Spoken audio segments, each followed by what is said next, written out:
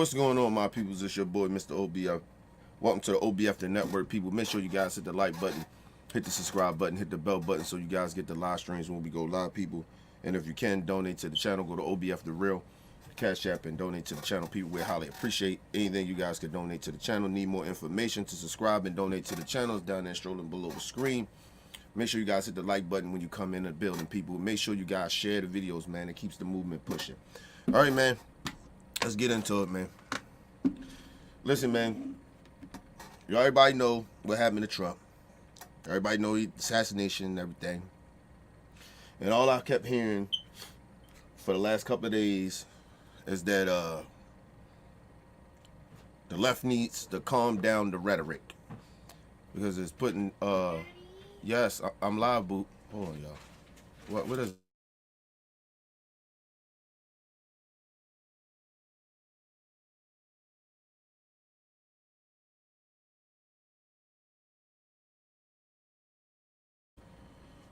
Yeah, it brought me some food. Hold on, y'all. God damn it, she done knocked the damn light out. Give me a second.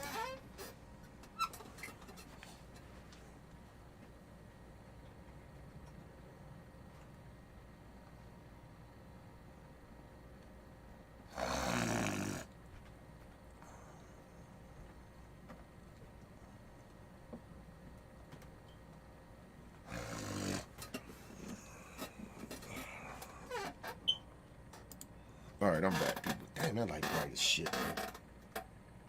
I had on a certain thing. This shit light. This fuck my eyes up, man. There we go. All right, yeah, that shit fuck my eyes up.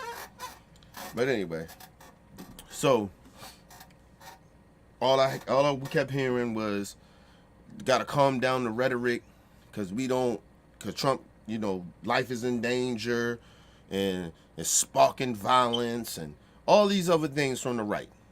So people, all that bullshit, and Trump is back out here doing the same old shit he doing, but I don't hear the right saying nothing. But let's listen to the bullshit, and then we're gonna get into the Diddy shit, y'all. I have a lot to say about that. Take a look at the live feed from Uniondale on New York's Long Island, where the former president is holding his first rally since Sunday's apparent attempt on his life. Now, New York is not expected to be in play this election, despite Trump's recent claims that it could be. The former president moments ago blasted the Harris campaign for saying he's a threat to democracy, and then immediately said that she is a threat to democracy. It's time to stop the lies, stop the hoaxes, stop the smears, stop the lawfare and the fake lawsuits against me, and stop claiming your opponents will turn America into a dictatorship. Give me a break. Because the fact is that I'm not a threat to democracy, they are. Okay. So we back at what we do.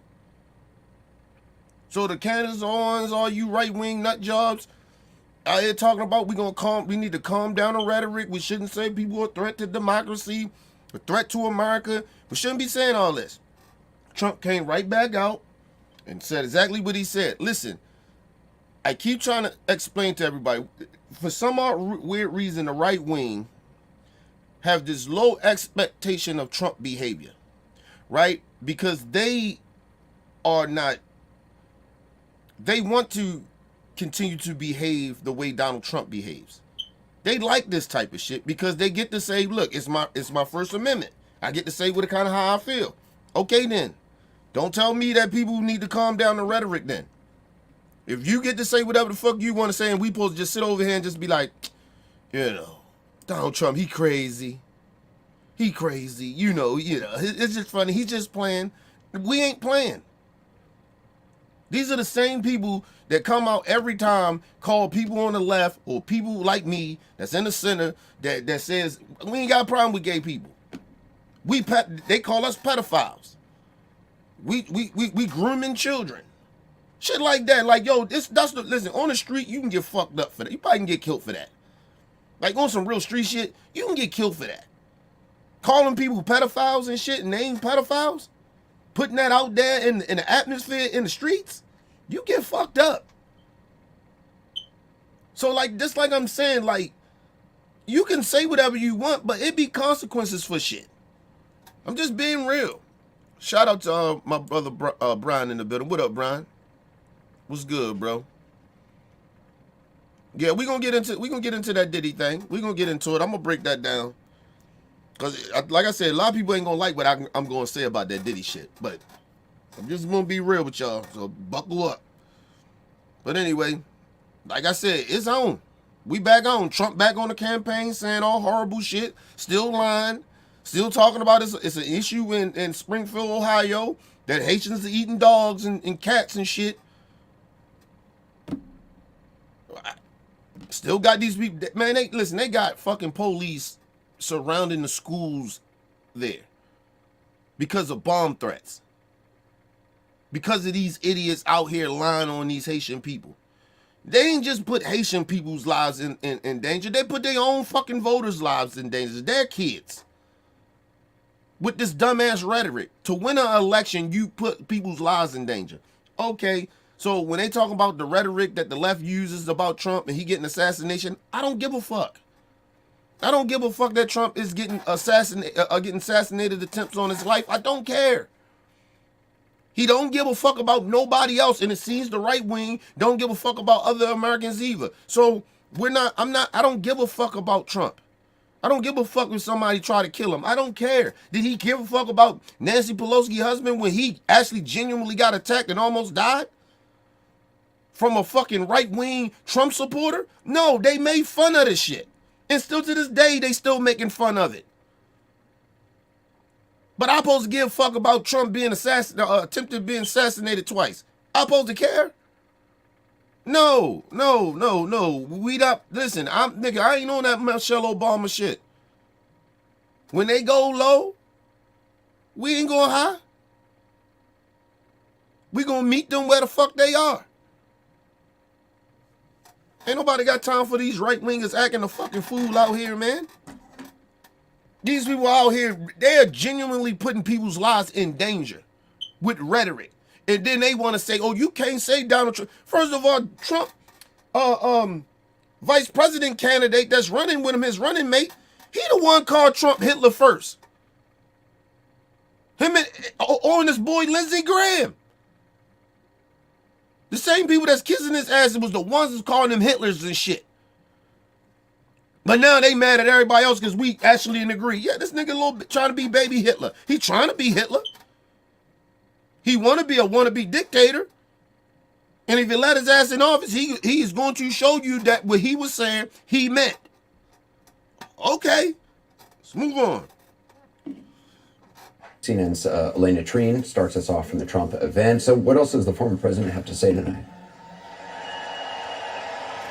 Oh, well, I understand he has been walking through a lot, and I apologize. It is very loud behind me. There is a massive crowd here tonight. But one thing I want to bring up just immediately that I found very notable is he repeated some of his false claims about Springfield, Ohio. And he also vowed to visit Springfield as well as Aurora in the coming weeks. Now, this is notable because, of course, we've been talking about Springfield. And let me say this. The mayor has said they don't want him there. They don't want him there. The mayor said, fuck that shit. We don't want Donald Trump here.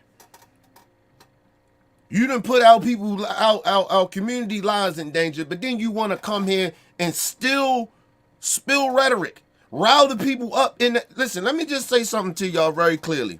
This is what I don't understand with right-wingers. If he goes to when he goes to these spaces, these places, and rally and make photo ops, because that's basically all it is. He don't give a fuck about them people. Listen, he's trying to rally up the people, the fucked up people in that community up to go against Haitians, and something tragic happened. Then let's just say something tragic happened. God forbid nothing happened. And he roused them people up, and these people, the Klan is already moving around in that fucking in that town. They already moving through the streets. So imagine one of these people, these nut jobs out there in Springfield, Ohio, fuck around, take his rhetoric, and they wind up hurting a Haitian, some type of hate crime happens. Then these right wingers gonna get on TV. Nah, it's just fucked up that it's happened. But you can't blame Donald Trump for his rhetoric. But you gonna blame the Democrats for their rhetoric because he got shot? It doesn't make any sense. Him riling up people saying horrible shit about Nancy Pelosi, talking about she's all this crazy shit. She crazy Nancy, all this crazy shit.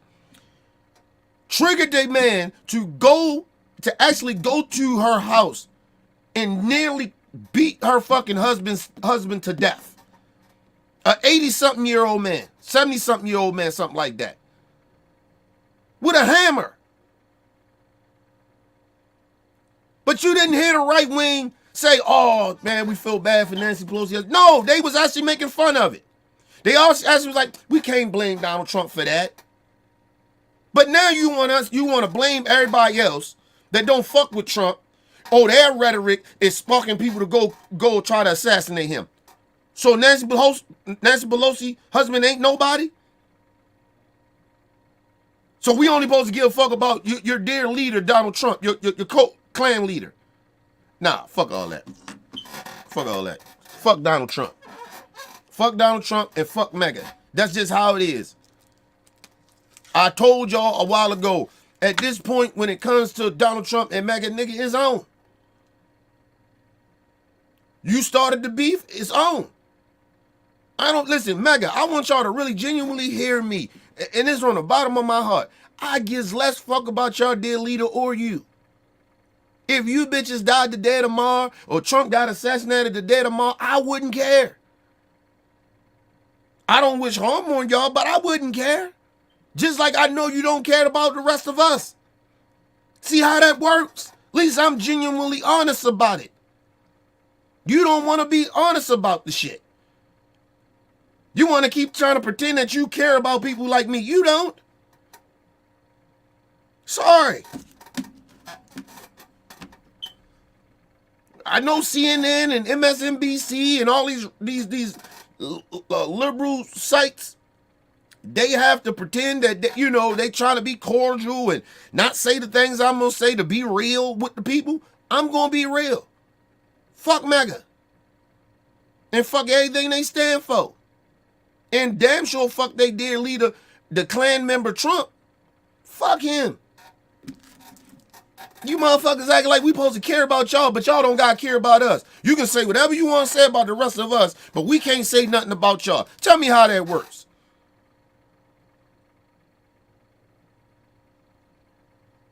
You can call us extreme, but we can't call y'all extreme. You can go call us socialists, fascists, and all types of crazy, goofy shit, but we can't say that y'all want to be fake dictators. You don't give a fuck about the Constitution. You don't care about America because you defend the motherfuckers on January 6th. Anybody that defends anything that the January 6th did, you don't give a fuck about America. You are no patriot. You are a traitor. It just is what it is. This whole notion we got to keep playing this stupid game with Maga. Like they have a moral high ground to speak on what people morals and beliefs and what we should be saying and what we shouldn't say, trying to tell us how we supposed to speak about them. Fuck out of here. You can't keep disrespecting people and think ain't nobody gonna disrespect you back. Who told you that? Who raised you motherfuckers? Fuck you and your dear leader. Let's move on. Springfield repeatedly on this program, and how Donald Trump and J.D. Vance's really baseless claims about Haitian migrants eating pets is affecting negatively that community in Ohio. But Donald Trump continued to say that this is a huge problem. You could hear rally goers in the audience screaming, "Save the pets, save the cats," and he said that he plans to visit there. He also said that he wants to go to Aurora, where Colorado is It's just a bunch of idiots there.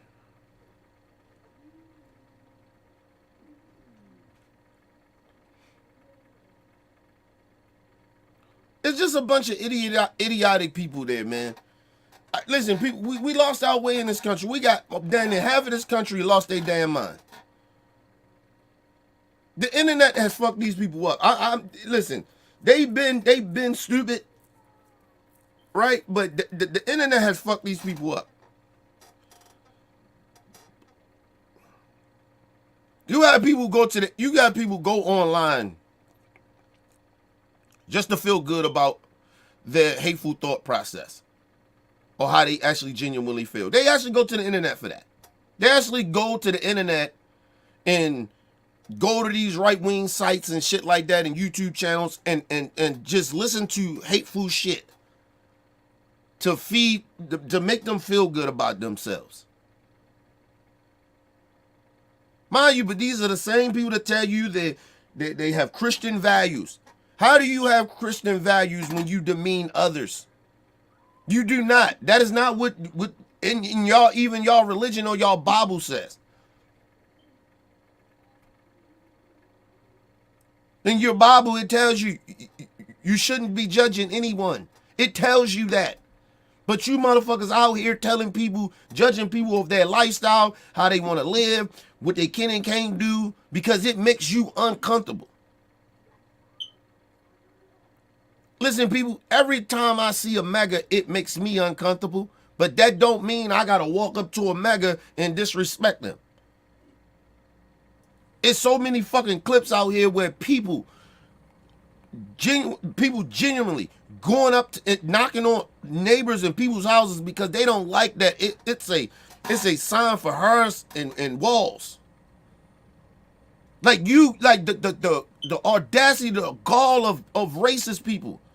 Because that's what you basically are. To walk up to other people's property and question them about what's on their property. You know how fucked up you gotta be in the mind? You're gone. It is no way a fucking sign bothers you that much, but if you seen a Confederate flag hanging in somebody's yard, you wouldn't say nothing. Shut your dumb asses up, man. Nobody want to hear that shit no more, man. The gloves are off, Maga. Fuck out of here, man. So whatever happens to y'all at this point, it is what it is. There's no more empathy and sympathy for me. This shit, you have went too far. You've been there, went too far. But at this point, the hypocrisy of these people coming out trying to blame everybody else for what they do. What's y'all slogan over there on the right? Pull yourselves up by your bootstraps and shut the fuck up. I put the shut the fuck up on the end of it.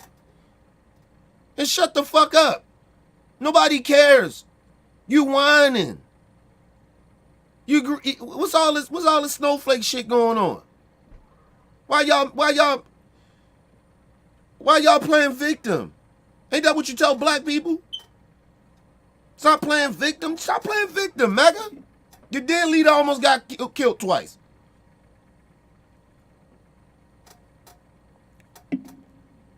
We don't care. A lot of us don't give a fuck. And if you had good sense, neither would you. Nobody gives a fuck about Trump getting assassinated attempts twice. Nobody. Who cares? The man is still back out, being as nasty and as cruel and as racist and bigoted as he is, always has been. Back doing the same old shit. He ain't turned a new leaf in life. He ain't calmed the rhetoric down. So why the rest of us gotta do it? Let's move on. I don't give a fuck. Come on. He's the one that got shot at. So he's still getting on stage line of putting Haitian people's lives in danger in Ohio, Springfield, Ohio. He's still spilling that conspiracy theory lie. That the lady that came out with the shit said that she made a mistake. That she didn't make a mistake, she basically said she lied. Or she heard it from somebody, whatever the fuck, it's still a lie. Now she come out, delete the post, and apologize. It's a little too late for that, man. It's a little too late for that.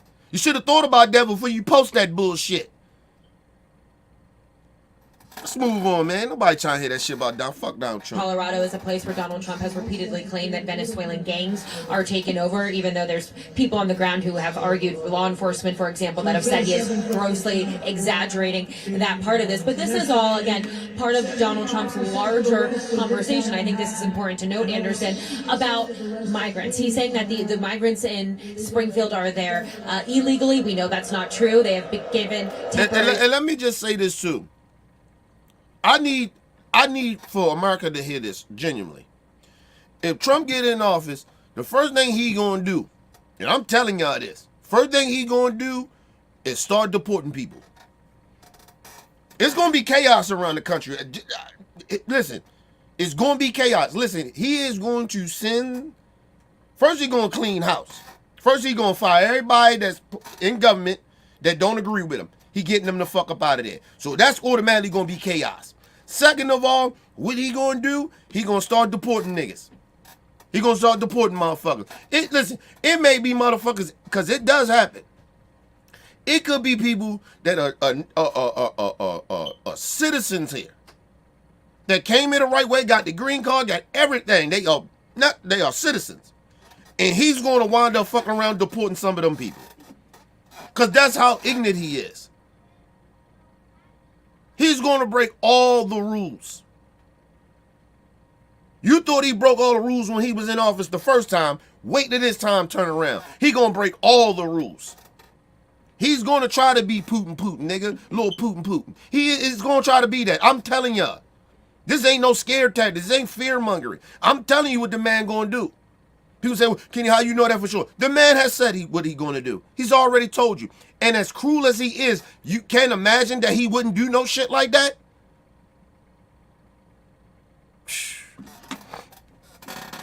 Listen, I wouldn't be shocked that he would do a coup while he's in that bitch and turn the military against the whole country.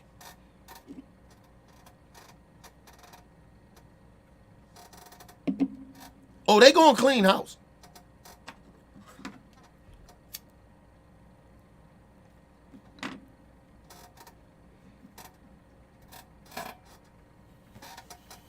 Temporary protective status. He's saying that they are committing violent crimes, again, without evidence. And now he's saying he wants to go there himself. So stay tuned on that. When I talk to Donald Trump, let's just be real. Of course, it's not true what Trump says. He don't read. He's no different than his voters. All these they don't read. They just watch. They get on YouTube and get on social media and watch Fox News and right-wing news channels all fucking day. That's how they get their news. That's how they figure whatever's going on in their mind and the shit that comes out of their mouth. That's where they get it from. They don't read. Trump supporters don't read. It was some shit I was watching earlier, where a journalist went up to Trump supporters and asked them what created the Civil War in this country.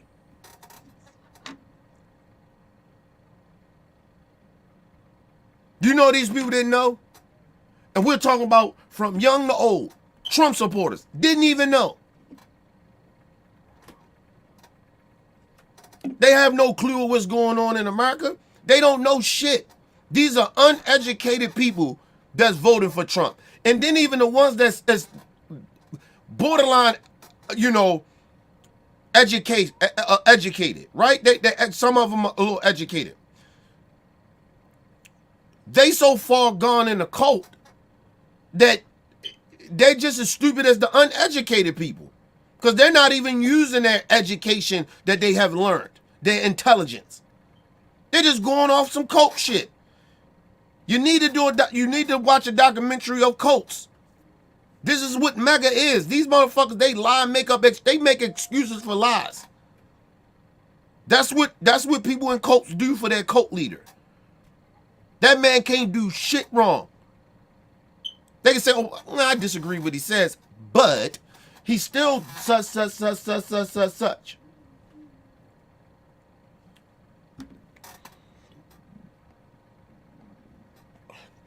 Shout out to Vice President Harris. She was at the black reporting thing that Trump did, or while the LGB something like that, right?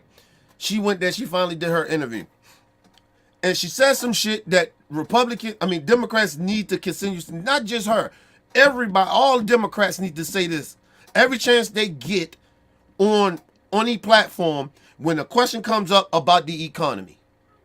She basically broke down what I said. The economy, Trump didn't have to do anything because he was handed a good economy.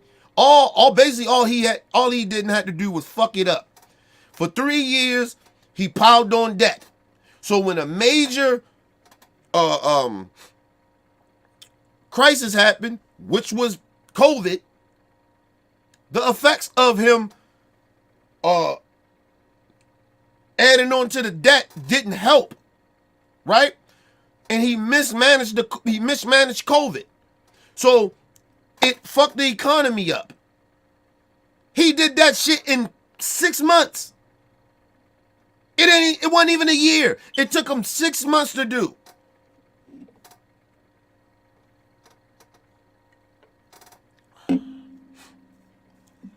I keep telling y'all, that's why it's very dangerous, right? Even right now, they going through this shit in Congress of the spending bill, right? Because if you don't get a spending bill, you shut down the government. Listen, you seen how when we had to shut down the country, it is how much shit, a lot of shit suffers. How we can lose out on money and the economy is not booming because the shit gets shut down and the country shut down. It's the same thing with the government being shut down. Families get hurt from that. People don't get their Social Security checks, the elders. Some of the federal money that goes to the veterans every month. That shit gets shut down. Food for children, EBT costs, all that shit, chips, all that gets shut down. That actually help millions and millions of people around this country. That's how important it is to keep the government funded and running. That's why the country took a down, went down the way it did when they had to shut down the country off of COVID. And stupid Trump supporters, shut the government down. Because first of all, when immigrants come over here, we ain't losing money. We actually build the economy helps. It helps actually. Because half of you motherfuckers, a lot of us don't work those jobs. Okay? Then number two, you shut down the country and you shut down the border. We a capitalist country. We ain't making no money.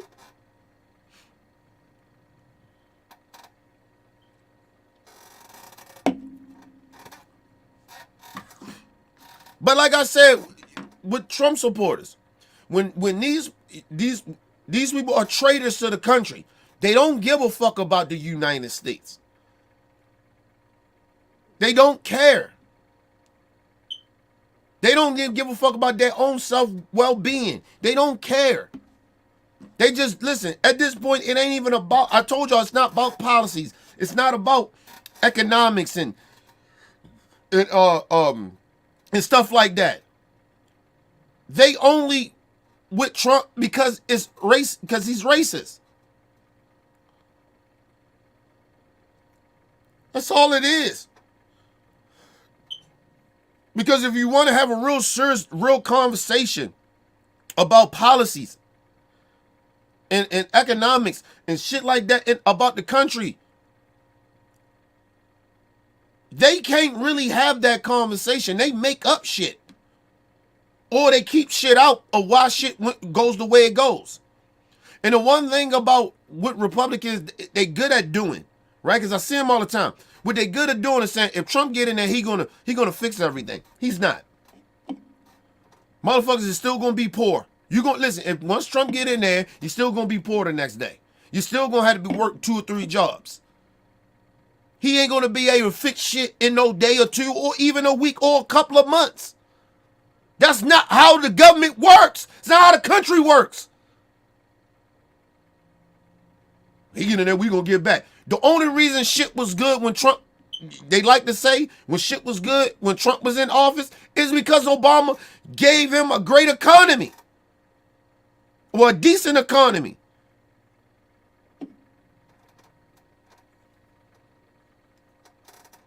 We're just dealing with idiots, man.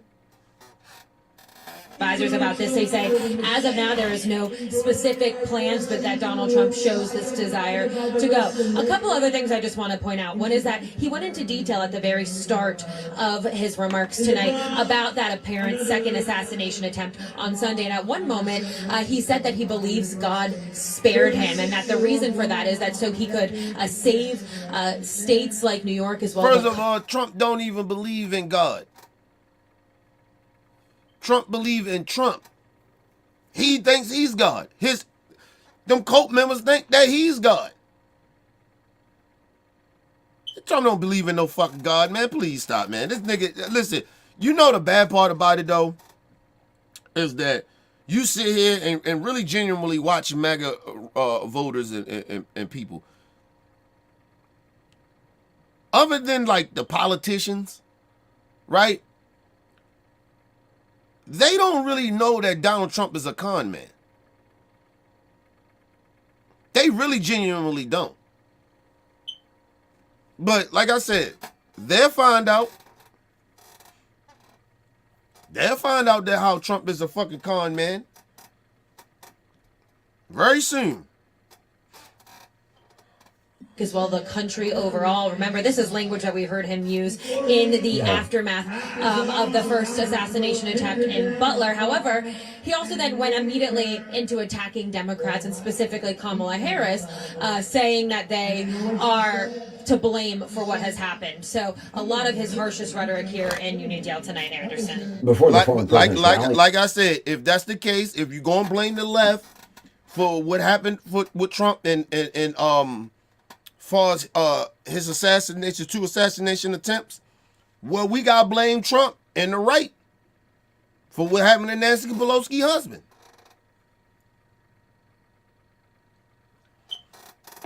If I'm Democrat people that be on TV, and anytime they bring that up and they talk about the Democrats, well, okay, well, fine. Well, we even then. Well, if that's the case, then we blame Donald Trump for what happened to Nancy Pelosi's husband. If we're going to be like that, his life was in danger. He almost died. That was an attempt on his life.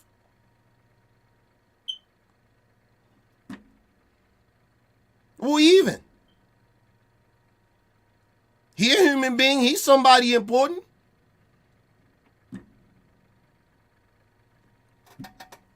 Listen, I don't want to hear that shit about Trump assassination. I don't care. Listen, people, I don't wish that on Donald Trump. I don't wish nobody go out here and try to kill this man. But if some stupid, crazy person does it, I don't care. The man already showed me that he didn't give a fuck about Nancy Pelosi's husband.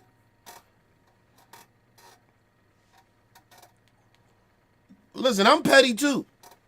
So, hey, man, if y'all are okay with Donald Trump making fun of what happened to Nancy Pelosi's husband, then we're going to make fun of Donald Trump almost being assassinated twice. And we ain't going to give a fuck. He didn't give a fuck about his life. Did Donald Trump give a fuck about them Congress people, all them people that was in Congress at the time when January 6th happened? No, he sat back, had him a cheeseburger, drunk him a Diet Coke or Pepsi or whatever the fuck he was drinking, and watched this shit on TV. They was calling him to send the National Guard. He ain't do shit for 3 to 4 hours, 3 to 5 hours. He ain't do shit. It's documented that he ain't do shit. If it wasn't for his daughter to come in there and beg him to do something about it, he probably still wouldn't have did nothing about it.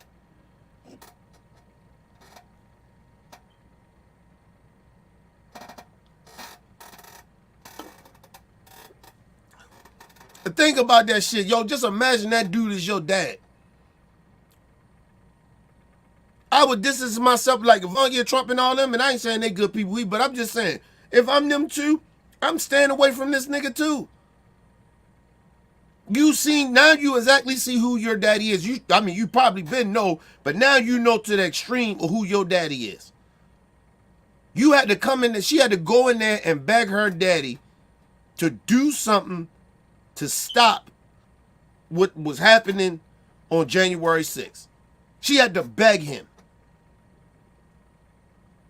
Nobody else, not his wife, nobody. All the people around him begging him. You got to do something, sir. President Trump, you got to do something. Excuse me. He wouldn't do shit. But his daughter, they had to go to his daughter to beg his daughter to go in there to beg him to do something about what was going on January 6th. And Maga is still sitting here asking the rest of us in America like we should care about him being assassinated. Attempts happened twice. We supposed to care.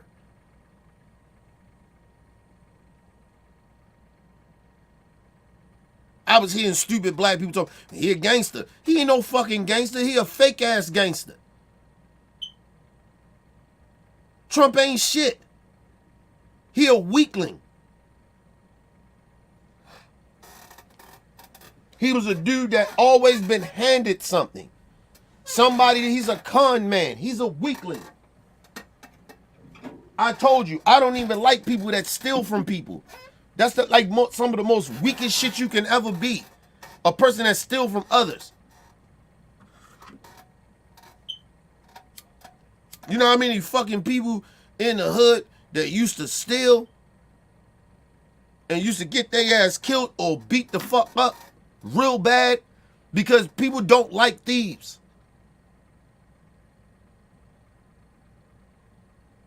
The man is a thief and a con man. He's a weakling. Ain't nothing strong about no fucking thief. He's strong. He's going to be strong for the country. What, a con man, a thief?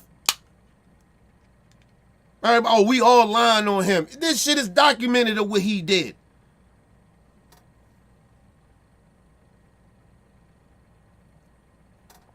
Think about a lot of the shit that he done before he even ran for president, that he got caught up in. That was the crazy part about it. He was running for president. And this motherfucker was already in a scandal in New York City for scamming from a charity. And you motherfucking Magas, you still voted for him. But we tripping by calling out him scamming, him being a liar and a scammer and a thief and a weakling.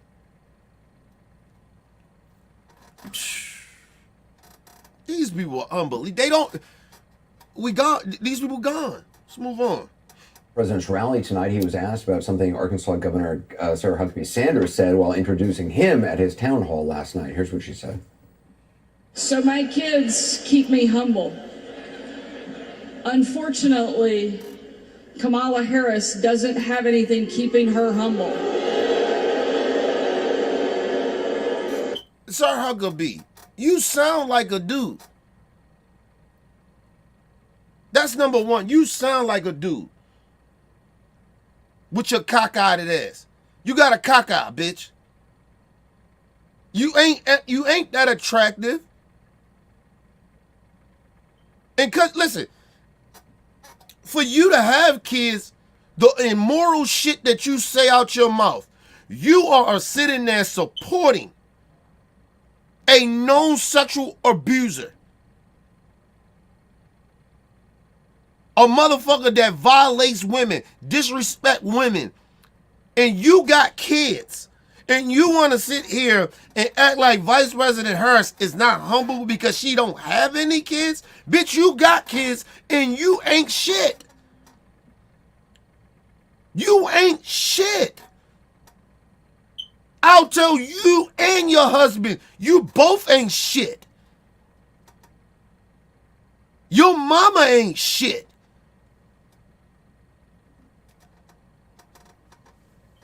The nerve of this cockeyed bitch. Sitting there acting like she got a more high ground because you got kids. It keep you humble. Bitch, you ain't that humble. When you go out here attacking other women because they don't have biological kids. The most charitable thing you could ever do in your life, people, is be a stepmother, to adopt kids, and to help children, period. People, let me just explain something to you what I have learned, right?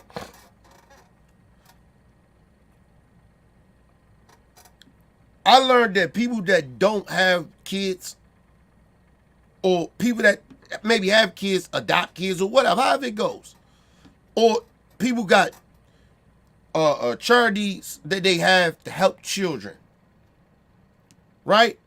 They are people that actually give a fuck about children, right? It is so easy for people that have children. It's your responsibility to take care of your child.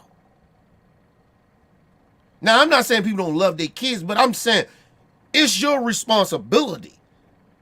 You have no choice. Right? People that take care of other people's kids, be step parents or adopt kids or have charities that take care of children. That's their mission in life, to help children. They don't have to do that. They don't have to fucking do that. Vice President Harris, even get in a relationship with her husband, okay? Knowing that he got 2 children already. She had to know that when she went in. And for her to step up and say, you know what? I ain't trying to be your mama, but I'm here for you. I'm one of the people in the village that help raise children. That's what I do.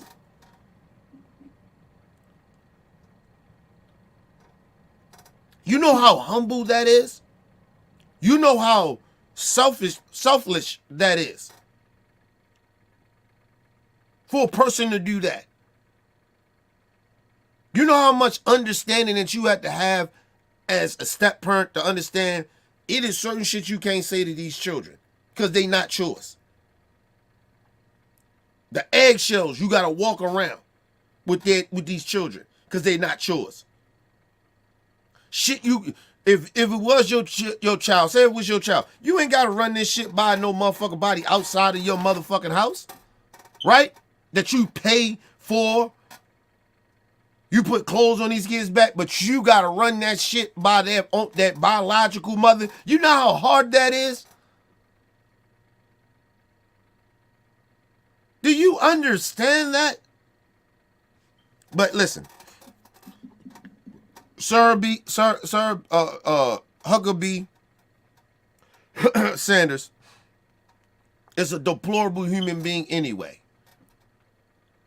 She have children and ain't nothing humble about what she just said.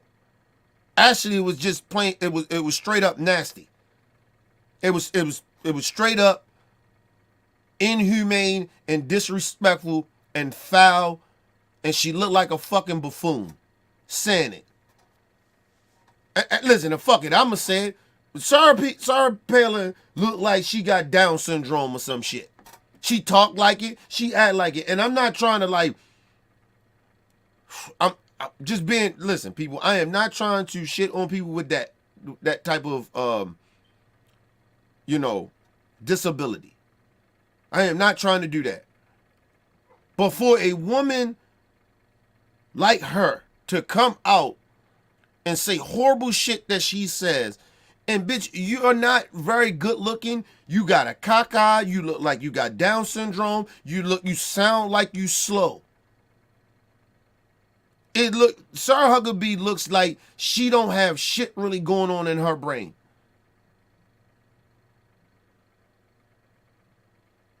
She looks slow. She sounds slow. And listen, let me just say this to the right-wing women that thinks like this horrible individual. Do you understand when y'all say shit about other women, you're actually hurting your own progress? You're actually proving men point about how you're not nowhere, you are beneath them. Do you understand that? You are beneath these type of men, they think, in their mind. You're beneath them, they think. And you prove it of the shit that, like Sir Huckabee Sanders says. This is go to the right-wing women.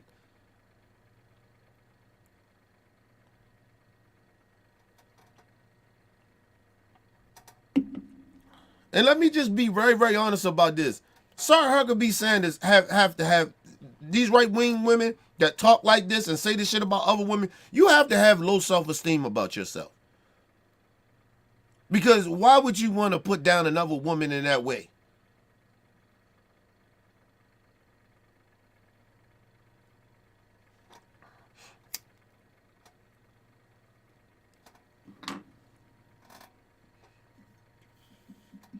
And what I found out in the last couple of months, that Vice President Harris is running for president when she comes from running for president. They can't say that she ain't qualified. They tried that shit earlier, but the shit backfired. Because in her years of where she started from, in her, you could say, political career, of being a prosecutor or whatever, right? From there to now, it seemed like a little bit of a time, right? It's not that wide. But she accomplished so much shit and more qualified than your average politician that's in office right now. Probably about 75% of them. She's more qualified than them. She's definitely more qualified than Donald Trump. So they had to get off of that. So I noticed they got off of that. So only thing they can do is say the horrible shit and the racist and the bigoted and the sexist shit that they say about her. I noticed that.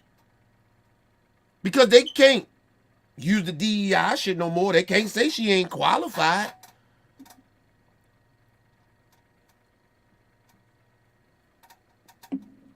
And let me say something. Anytime you see a female like Sir Huckabee on the right saying this type of shit about Vice President Harris, of this deplorable shit, is because the men can't say it. So they use stupid ass women on the right to say this shit. Sir Huckabee didn't have to say this. I guarantee you she mostly got pushed to say this.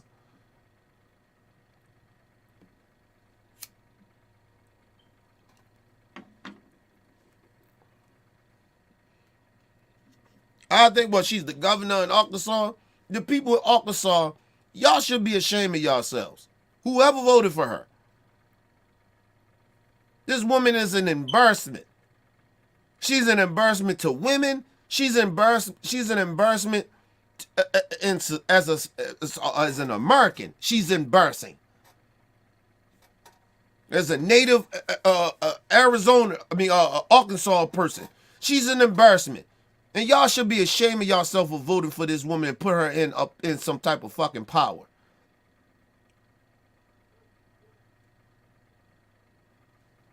She in Arkansas scamming y'all. Anyway, let's move on. You would think after 4 years of straight failure, she would know a little humility. Unfortunately, she doesn't. Sir Huckabee, you was the worst press briefing spokesman. I think that's what they call you. White House spokesperson. In history. You was horrible at that job. You lied every day.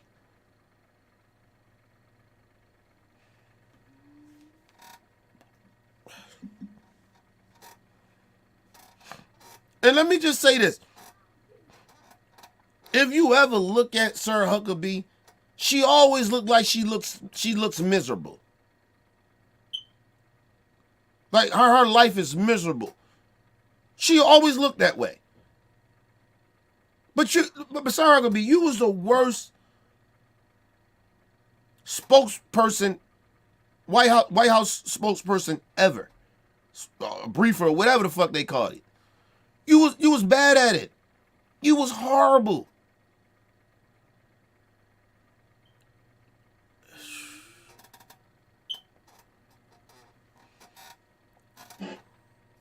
She said that about a minute and a half before Trump walked on stage. Here's a question about it today and the answer that Trump gave.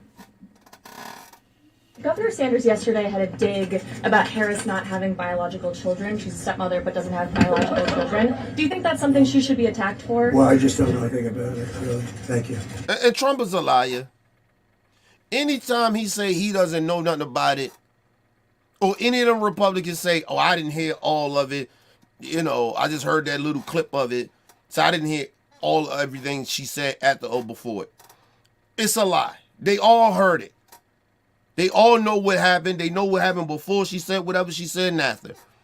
And when she said it. They all know it. I haven't heard it. I haven't. It's all it's like a political right-wing talking point. They know they seen it. They know they heard it. But they denied that they didn't hear nothing about it. Because they know they can't criticize her.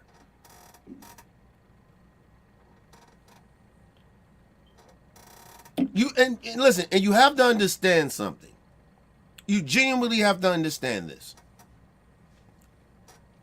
You cannot shit on somebody else when you ain't shit.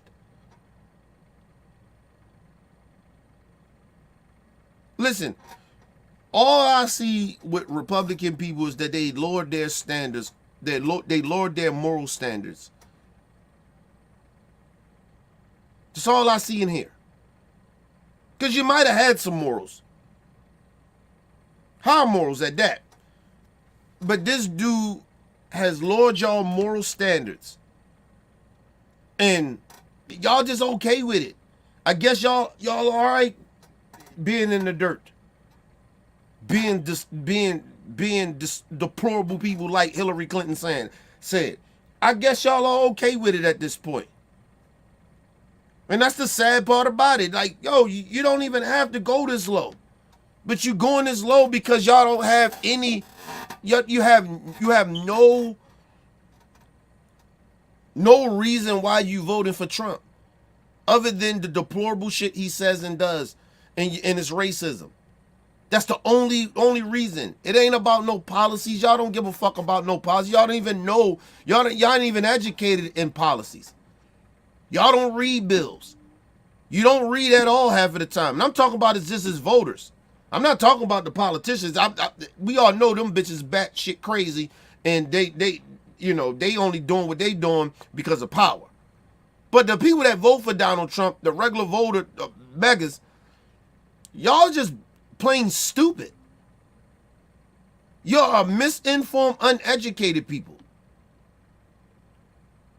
You're just pure dumb. The man is sitting there in your face, scamming you. And you just, okay, we're going to do it anyway. We're going to ride with him anyway. Because we got to shut down the border. Okay, cool. You don't even know shit about the border. But anyway, you don't even know how the border runs. I guarantee you that. You're just a bunch of idiots. Let's move on. Well, whether he heard that part of the introduction or not, it's hard to imagine he hasn't heard about it since, given the coverage it's been getting. In any event, Governor Sanders' remark is of a piece, mostly with things running mate J.D. Vance has said over the years and continues to defend. We're effectively run in this country via the Democrats, via our corporate oligarchs, by a bunch of childless cat ladies who are miserable at their own lives and the choices that they've made. That's from 2021. He's expressed similar. You think about what he's saying to women. He got a wife. He got girls. What if his kids grow up, his daughters grow up and don't have kids? So and they run for politics. You gonna say the same shit? No, you're not. It's just horrible shit to say. Think about how cruel they are being. The MAGA people, Come on, man. They are just, y'all okay with this cruel shit? All right, man. You hate immigrants and black people and gay people that much that it's okay to be this cruel? This shit is sad, man. This man is married to a minority, and he's out here saying other minorities are eating cats and dogs. And I'm thinking to myself, like, do he really? But like I said, it has been in history that racist people, they are infatuated with minority people and black folks. Just being real. And the thing is that, because I heard some crazy shit from white men. It's like, well, he got a minority wife, right? He ain't racist. Shit. His wife might be a fucking bigot. His wife may be racist. She may hate her own people. That's a big possibility. And at the same time, what are you teaching your children?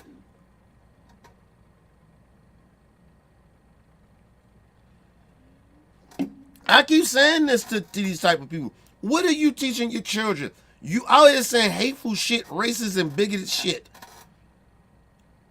And your children are minorities. Regardless if J.D. Vance is white. His wife is a minority. His kids are minorities.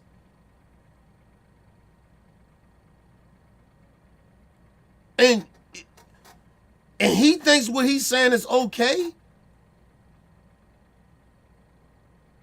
Okay, let's move on. Expressed similar sentiments before and since. Here he is in July. I was talking about people who have turned anti-child into the ethic of their entire party. Democrats don't want to own up to the fact that their party has become very anti-family.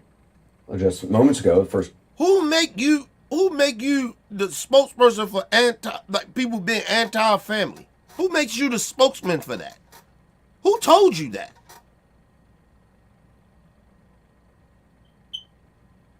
Think about what this motherfucker is saying. He's saying other human beings that don't have children can't lead because they don't know what a family is. They had to grow up in the goddamn family. Cause they ain't got kids. They don't know how a family works. What are you talking about, man?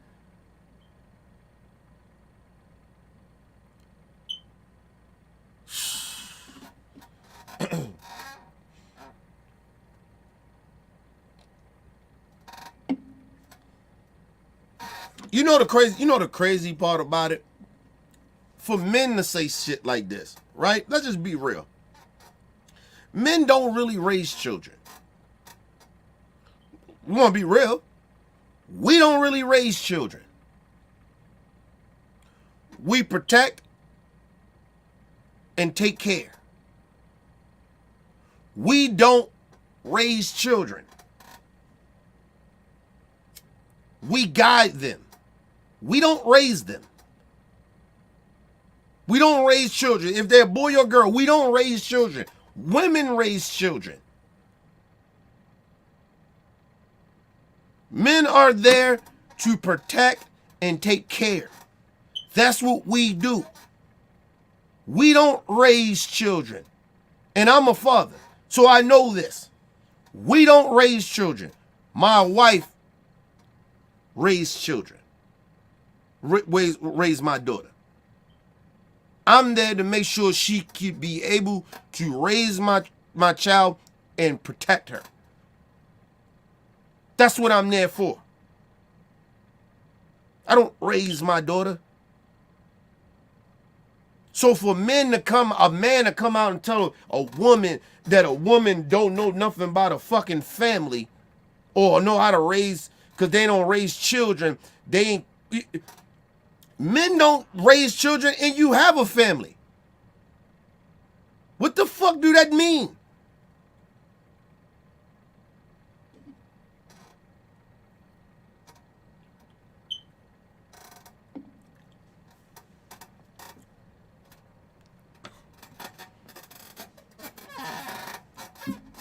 I don't get it.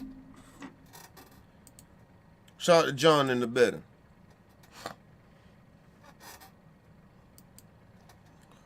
Now, listen, they always start this shit and then act like motherfuckers tripping. But anyway, I need men to understand that. You don't raise children. We don't raise children. I'm just telling you that now. Women raise children.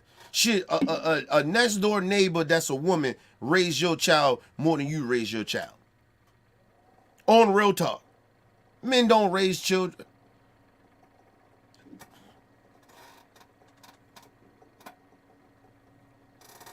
Let me tell you some real shit. Whenever you hear, to prove my point, whenever you hear that a man is taking care of their child without the woman, it's always a shock. Damn, you actually taking where the mother at? That's the first thing a motherfucker say. When a woman is raising a child and she ain't got no man, nobody say, well, where the father at? Nobody says that. Because you know why? Because women raise children. Regardless if the man in the house or not. They raise the children. Because they have the sympathy and empathy and the shit that they get taught. Men can't teach. We can't teach that. Half the time, women are teaching men how to be empathy. Have empathy. Because we raised to be barbarian type of motherfuckers. Like, seriously. Women are teaching men how to be sensitive and raising men. These are fucking facts.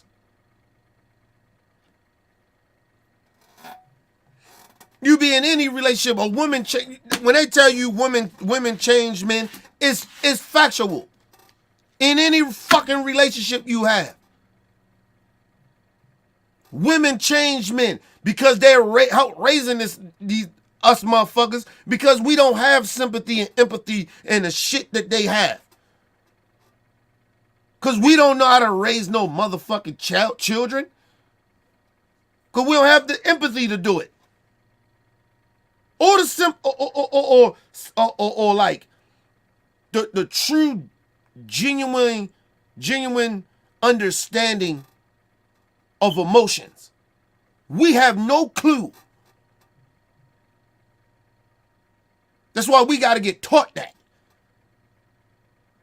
Half the time, a lot of men damn near act like children. We get raised like by our women, but like children.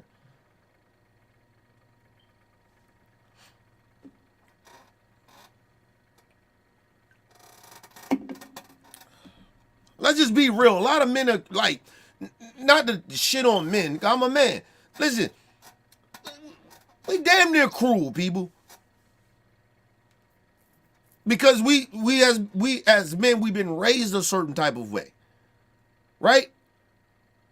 We gotta be strong. We gotta be this. We can't show emotions. We raised like that from birth. Part of it is already in us.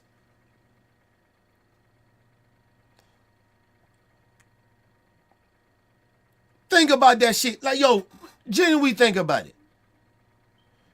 If you do have a father that raised you, your father didn't show you how to have empathy and sympathy for others.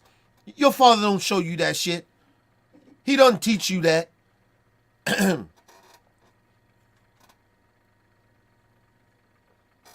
He shows you how to be a man. Right? Which is a man of you got to protect, show respect, right? and move respectfully and move hard. You can't be emotional. Stop being soft. Every man does that. But the woman come in and she nurtures. If it's a girl or a boy, she nurtures. A man can't nurture no fucking child. Stop it.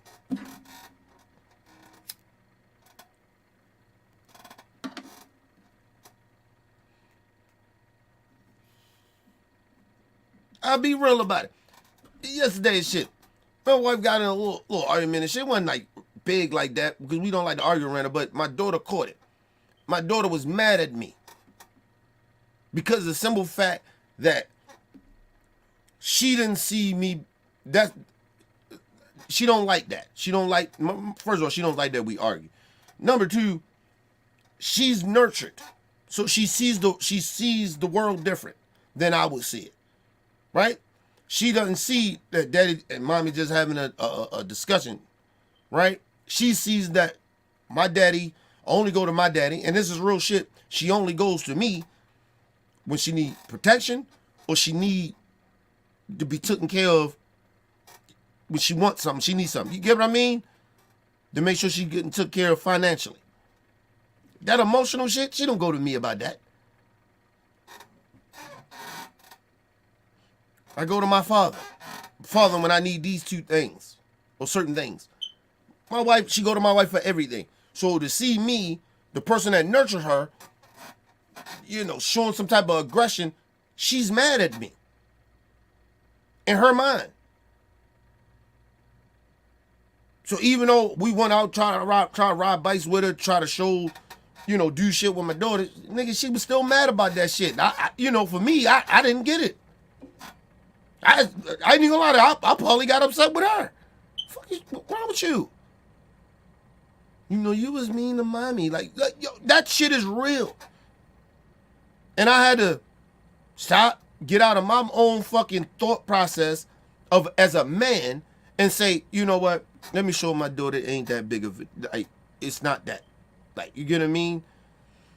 Go to my wife. Look, babe, we gotta explain to her that daddy ain't being mean to you, just a misunderstanding. So get in her mind to understand that. I had to hug, kiss, show love, hug, do a hug, group hug, family thing. For her to understand that, to get out of that funk she was in, or her thought process of thinking that her daddy is mad at her mom or some shit. That actually genuinely happens. That happens with girls and boys. But you know why? Because women raise children. They nurture children. We don't do none of that.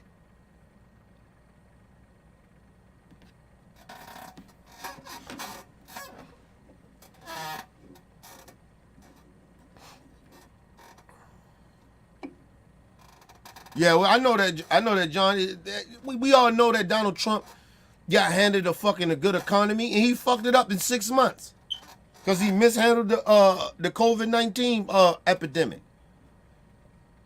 Let's move on. Ago, First Gentleman Doug Emhoff spoke out about Governor Sanders' remarks, and I'm quoting him now. They said that somehow because Cole and Ella aren't Kamala's quote unquote biological children, that she doesn't have anything in her life to keep her humble, as if keeping women humble, whether you have children or not, is something we should strive for. And I want to throw this out there. Have you ever seen, because it happened to me. I'm with my daughter, right? And the level of humility that I have, or not humility, but the level of, I guess from a woman's point of view in a way, right? I was in a store one time and my daughter was like, she was getting whatever she was getting or whatever. And she went to the counter or whatever. And the girl that was the cashier or whatever, and she was like, blah, blah, blah, whatever. And, my daughter got whatever she wanted. I said, go ahead and pay for it. I gave her the money or whatever. Like, go ahead and pay for it. And my daughter went on and paid for it. My daughter is very respectful, but that comes from me, right? Don't disrespect adults. I don't play that shit. Like, you know what I mean? It comes from me and my wife, but I really, that's what I do. I don't watch your mouth. Don't talk like that. You know what I mean? This is how you speak, right? And the cashier girl down there, like she down there wanted to give me her panties, right? Because my daughter was so respectful and was like, "Thank you. All right, daddy, let's go." Right? Like it was something my daughter said. I don't think it was that. It was something that she said, and I can't remember right now, but something she said, and the girl looked like, "Oh my God." She was like, "You are a great father." But it's unexpected that men are like that. Like, I'm not a very sensitive dude like that. Very passionate, but I'm not sensitive. Right? So, to be in tuned, me and my daughter being in tune with each other, we got to understand it. It's shocking to women. Right? It's very shocking. But I always want women to understand this about men with daughters. Right? It's by me having my daughter, right? But I grew up around a number of women, so for me, it's not as hard for me as other men to sympathize with women, right? But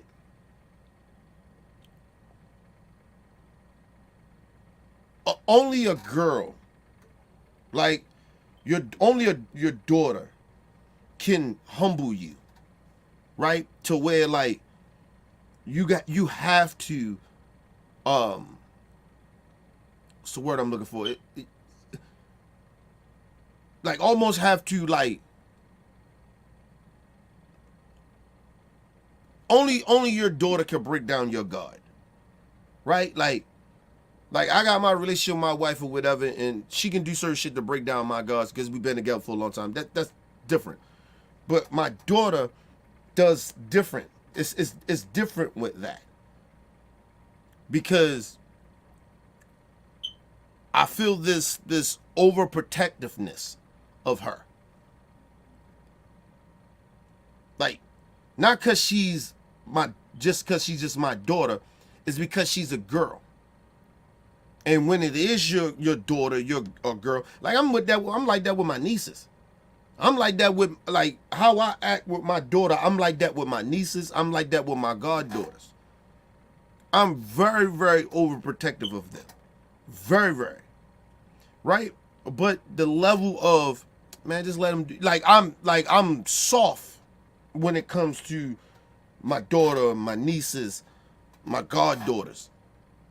I'm soft. I'm soft as fuck. I ain't even gonna lie to y'all. But to the boys, nah. It's different. But only a girl can do that to a dad. Only your daughter can do that.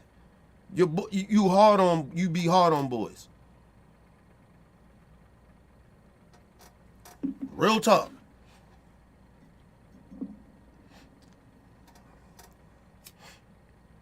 It ain't got nothing to do with just having it's your first kid or something like that. Listen, it ain't got nothing to do with that. If it's a girl, it's different. If I had a boy, it'd be different. I probably wouldn't be as soft as I am. Right? Like I probably wouldn't have the level of compassion. I'd probably be harder on my son. Very harder. Shit, I think probably shit, man, my wife probably be beefing all the time over this little nigga. Right? But my daughter is different. It's not a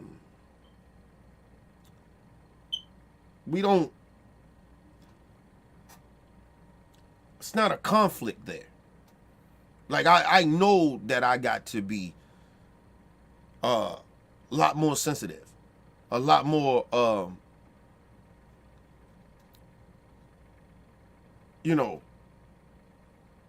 my your manly shit. You gotta calm that shit down when you dealing with girls and young women. You have to do that. You can't be too aggressive. right? It just, no lie to you, don't feel good.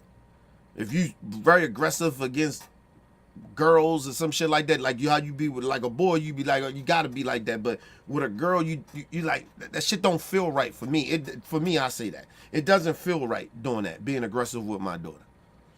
It actually make me feel bad when I gotta discipline her. I don't even like disciplining her. I don't even like when I gotta check her, but I know I have to do it because I want her to be respectful to others. Because if, like I said, if your kid is sitting in your household, regardless if they're a boy or a girl, and they being disrespectful to you, what you think they doing to other adults? If they ain't got no respect for you in your house, what the fuck you think your kid is doing outside of that? If you soft on your kid and not disciplining your kid, I'm not saying you gotta whip their ass and no shit like that, just discipline, period. If you're not checking your kids and disciplining your kids, what do you think they doing outside of your presence? So, like, but my whole point is that men always get softer when it comes to girls, right? You could be the hardest nigga out here, move hard, all that, talk hard, all that shit. Not with your daughter.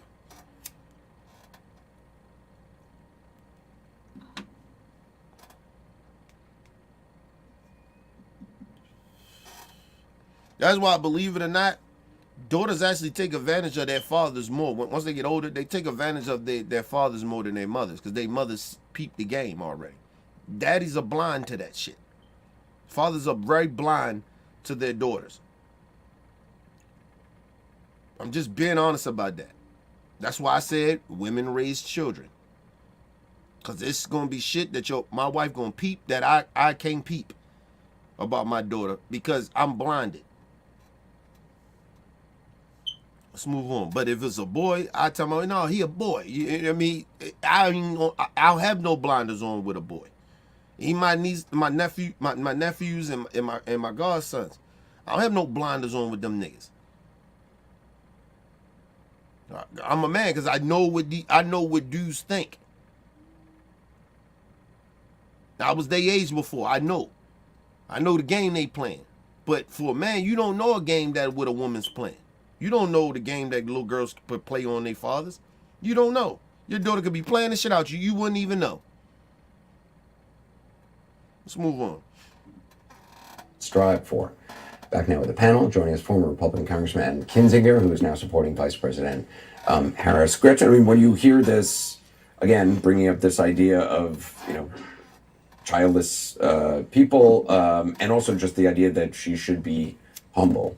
Well, actually, I would give the humble award to people who raise stepchildren, because that's probably more difficult than, in some cases, than if you actually have, your own biological children.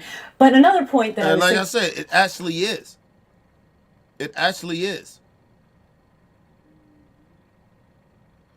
Listen, I said it again.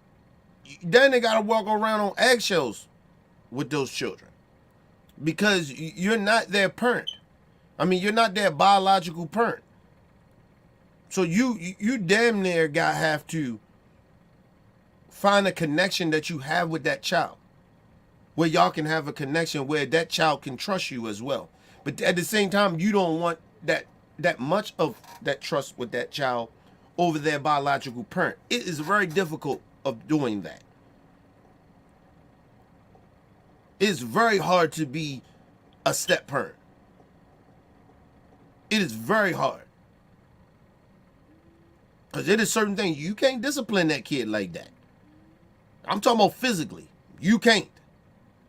And I think any parent that's not, like, if you're not a biological parent to my kid or some shit like that, like, yo, no, a biological parent gonna want you, that step parent, to run shit past them. Because it's still their kid. And that's understandable. That's why I say it's very difficult for step parents. It's very difficult. And believe it is, listen, imagine if you in a relationship where you dealing with somebody that has kids and you have kids. You know how those other kids on both sides will feel like either parent, if you even attempt to show, even come off the way to these children, that you're showing favoritism to your own child over them, you know how fucked up that relationship can get. Okay, let's move on, man. Let's move on. That I was thinking about earlier today is toxicity starts at the top and it dwindles down. And I would know something about this having worked for Roger Ailes at Fox News, right?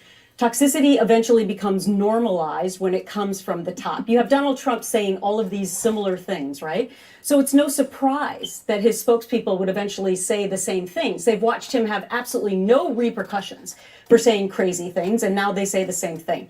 In a deeper level, I believe that the strategy of the Trump campaign right now Mind you, is to go. but a part of that is that if you got one of the biggest news outlets, mainstream outlets, that only favors what this person says and defend it all the time, people, it's very, very hard as a journalist, right? Just say that y'all had disagreements of ideology. It is very hard to be fair in a way, right? Because we know on Fox News, all they does is defend Donald Trump. That's all they do. They defend him and make excuses for him. So, as just say CNN, MSNBC, ABC, it's hard to kind of keep a balance. That's why you see on CNN, it seems like they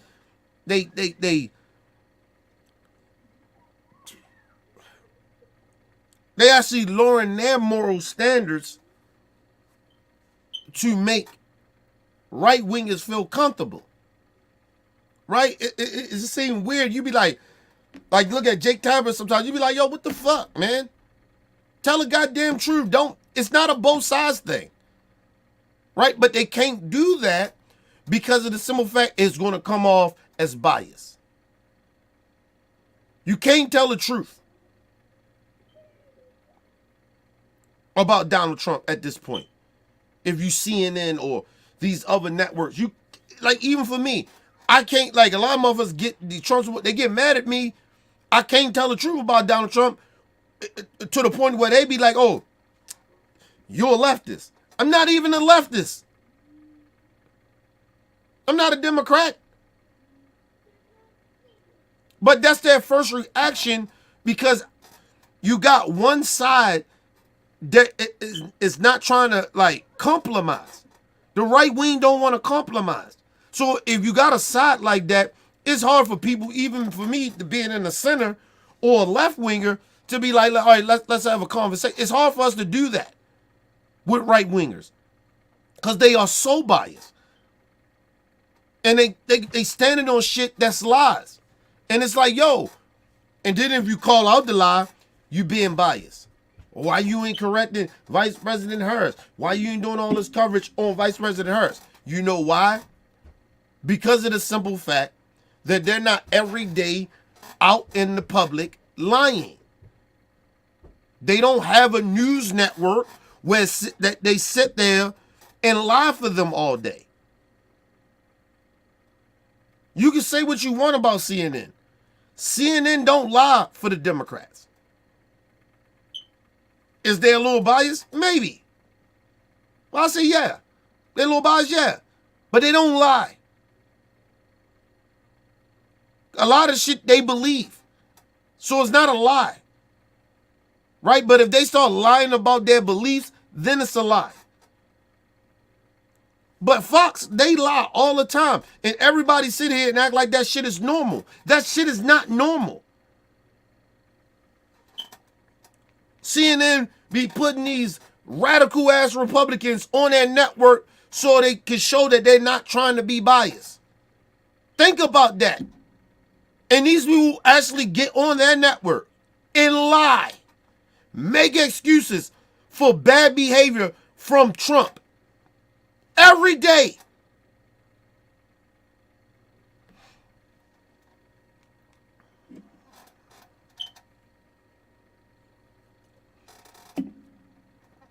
listen, people. I have my issues with CNN. The one thing I can say about CNN is that even they may have a panel that has 2 Republicans, 2 Democrats, and you got the mediator that maybe leans left or something like that. You may say that's still a little biased. Okay, fine. But the problem with that is, if that's bias, look what Fox News does. The 5. They got 4 motherfucking right-wing nut jobs and 1 liberal. They don't balance it out. They don't even attempt to try to balance it out. They don't even do that. So who's really being more biased? Is it the liberals or is it the Republicans? And so when the viewers watch Fox News, they see that one liberal that's in that whole scenario, she's just a plant for the left. They ain't even really listening to the liberal. Right? Because ain't nobody there to back her up with what she's saying, or he or him. But you got 4 other motherfuckers sitting there ganging up on that one liberal. But somehow, some way, on Fox News, it ain't biased over there. They're telling the truth somehow. It's not genuine. It's biased as fuck. I can at least give CNN that. Listen, and I don't fuck with CNN like that. But I'm just saying, at least you see that they have panels, 2 Republicans, 2 Democrats. Shit, you might have 1 progressive on that bitch that disagree with Democrats and the Republicans.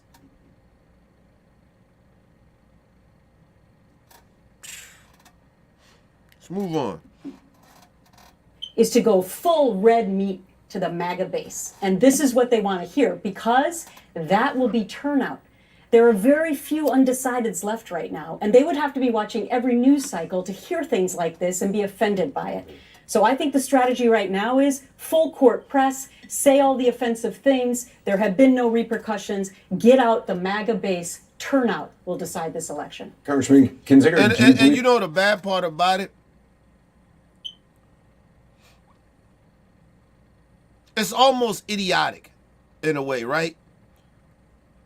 Trump and his people, they always go around talking about if he doesn't win, the election was stolen. But if he wins, the election was right. You can't have it both ways. You lose, the election was stolen. If you win the election, it was right, people. And you have the same policies, right? So if he lose, the policies of how to vote is the same, right? But if he wins, the same policies there, how to vote, and he win, they happy about it. They happy about the policies, right? Or happy how the election ran, right? But if he loses with the same type of policies, then, oh, they stole it, it's rigged.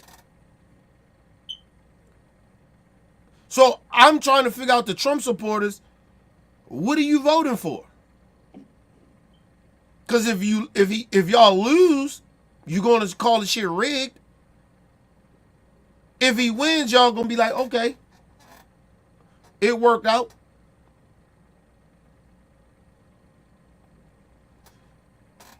It's like this, right? It's all about like in sports in a way, right? Good sportsmanship, right? Like when kids are young and shit, and certain things, right, in sports, and the kid lose, he hurt, he lost. Yeah, that's a natural feeling. You lose, you get hurt. You like, damn, you heard about it, right? Your coach tell you, hey, I know you hurt or whatever. We gonna go shake their hands. We lost.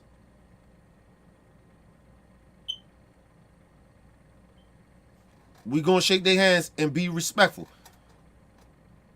That's what politics was at first.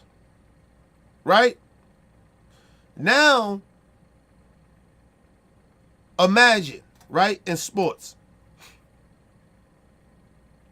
You see it now, right? Because like everything's reality.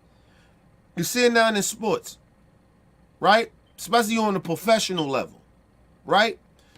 You see now, like from college down, but on the professional level of sports, you see now that when motherfuckers lose, a lot of times, they don't got to stand in the line and go and shake the other team's hand no more. Motherfuckers just walk off and go in the back to the locker room. Motherfuckers can't accept their losses. So it's the same thing with politics. It was like the college sports level down. It was like that at first where motherfuckers, you know, regardless if you win or lose, you go shake hands and accept your loss, or you know, and be humble about your win. Right? In politics, it used to be that way. When Donald Trump got in, all that shit went out the window. So that's all what Donald Trump is doing. We can't accept when we lose. They rigged, they stole the shit.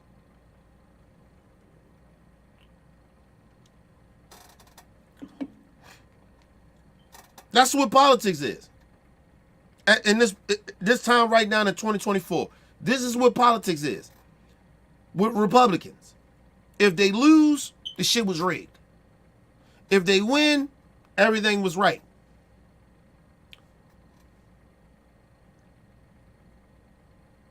So who's humble? Like, are the Republicans humble? No. Because when they win, they way over the top and ain't going to be humble. Trump ain't going to be humble. If Trump wins, he going to say, we defeated them radicals left. He going to go on a rant. Right? If he lose, he's still going to go on some crazy rant. Mind you, my point is, what are we teaching the children?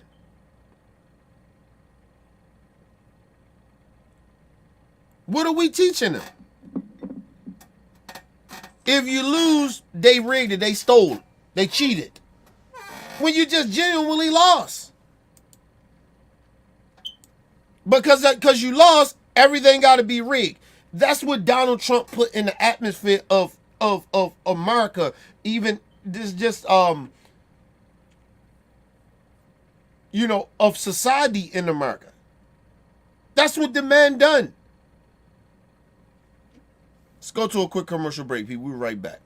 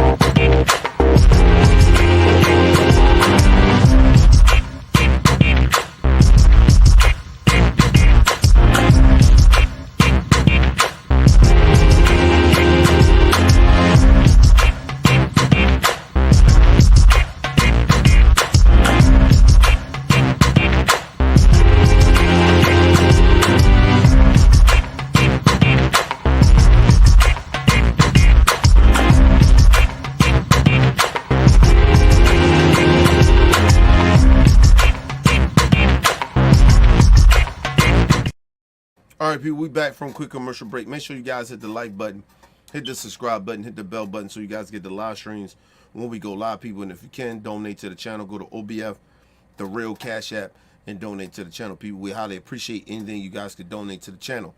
Need more information to subscribe and donate to the channel? It's down there strolling below the screen. Make sure you guys hit the like button when you come up in the building. And make sure you guys, please, share the videos, man. It keeps the movement pushing. But back to what I was saying. You have to understand, that's why a lot of the young folks and kids these days, when older folks be like, these kids are spoiled, they don't know shit. Well, we're looking at the adults in the kids are looking at us, the adults in the room. They're looking at our behavior. You thinking that these kids just learned this shit on their own? No, they are watching us. If you got a 70-something-year-old man that can't accept that he lost an election, what do that tell the children? When you got grown-ass people, their parents are sitting there mad and angry and bitter and racist and making up conspiracy theories in front of their children and lying and believing in a lie. What do you think the effect on those children have? They gonna grow up thinking they entitled. If I lose, I really won because they cheated. If I win, that's how it's supposed to be because, I won, so shit was fair. That's not reality. That's not society. That's not reality. These kids, these young folks, and these kids they ain't learning this shit on their own. They're watching us as grown-ass adults.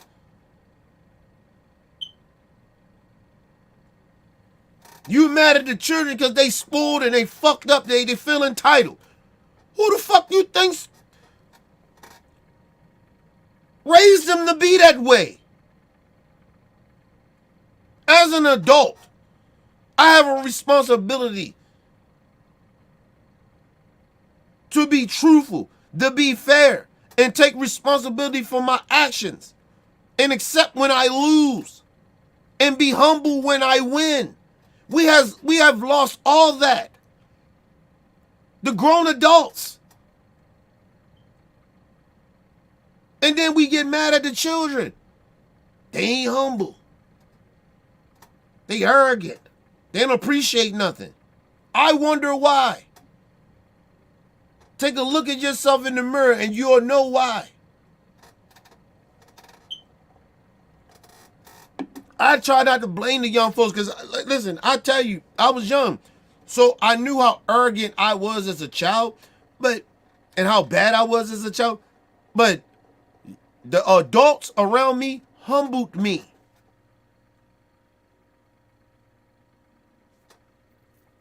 And just because what I learned when I was a child, when I was very young, just because the adults are doing it doesn't mean that you can do it. You got to get to a level the way you got to get older and get to a level the way you can do that. You ain't grown. You can't do that.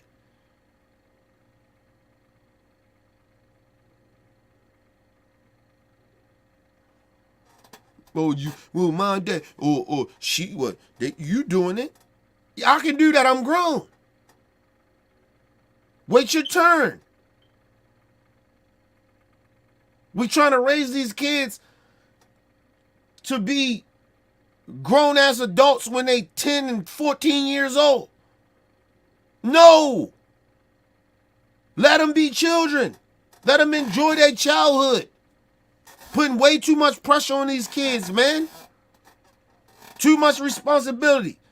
And we don't want to take responsibility for our children or our young folks.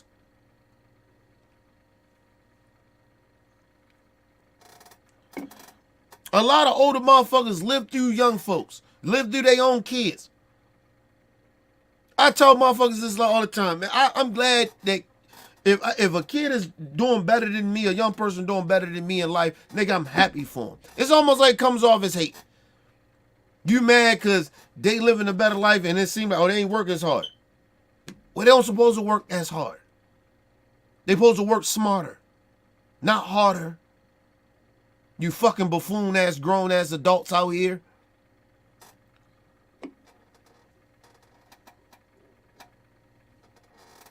And who are you to say they don't work hard?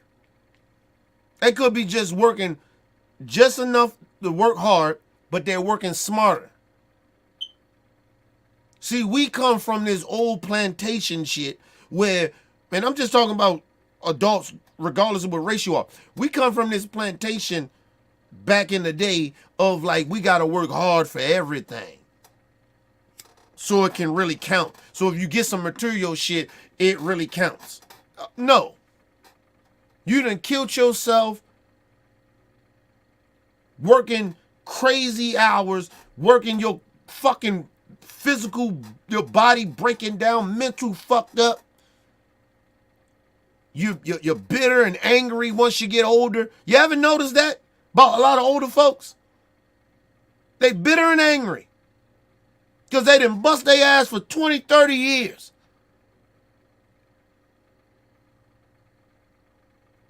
And they got what they got, but they can't even enjoy it because they bitter. You ever notice when people get money, they get bitter? They get bitter as fuck. Because once you get the money and you do everything that you wish you could do, right? You get bored. You get bitter.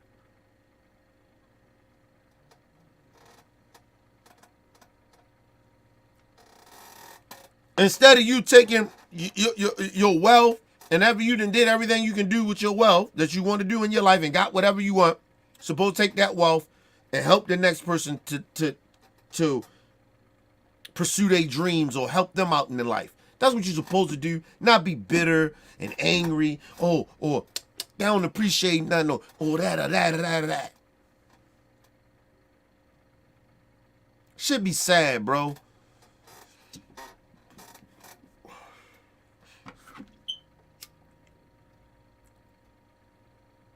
Like, don't get me wrong. Some shit young folks do fucking annoy the shit out of me. But I always tell people, it's my responsibility to teach them different.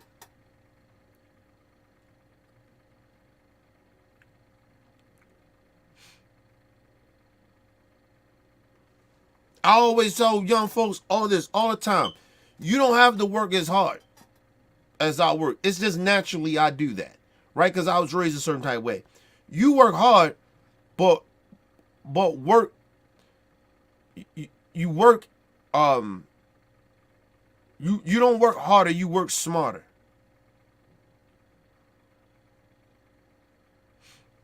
It's in my nature to work hard. But I'm learning as I get older, you slow the fuck down. So now you can't work as hard as you used to work because your body ain't the same. Your mental ain't as strong as it used to be. So now you got to figure in your mind and adapt to your body with your mind, because your mind can tell you one thing, but your body will tell you another motherfucking thing. So you work smarter. That's the whole notion of that saying. You don't work harder, you work smarter. Because it's going to be a period of time in your life where you're going to get older and you can't work as hard as you can work. Physically. Even mentally.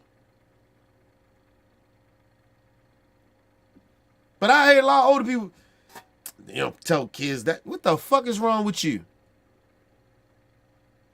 You ever see broke down old people working? They're out there trying to kill themselves to prove how hard of a worker they are. That shit looks sad. But anyway, let's move on. Do you believe that is the strategy? Because, again, we're hearing more now, we continue to hear more about Springfield, Ohio. They're still talking about, cats and dogs.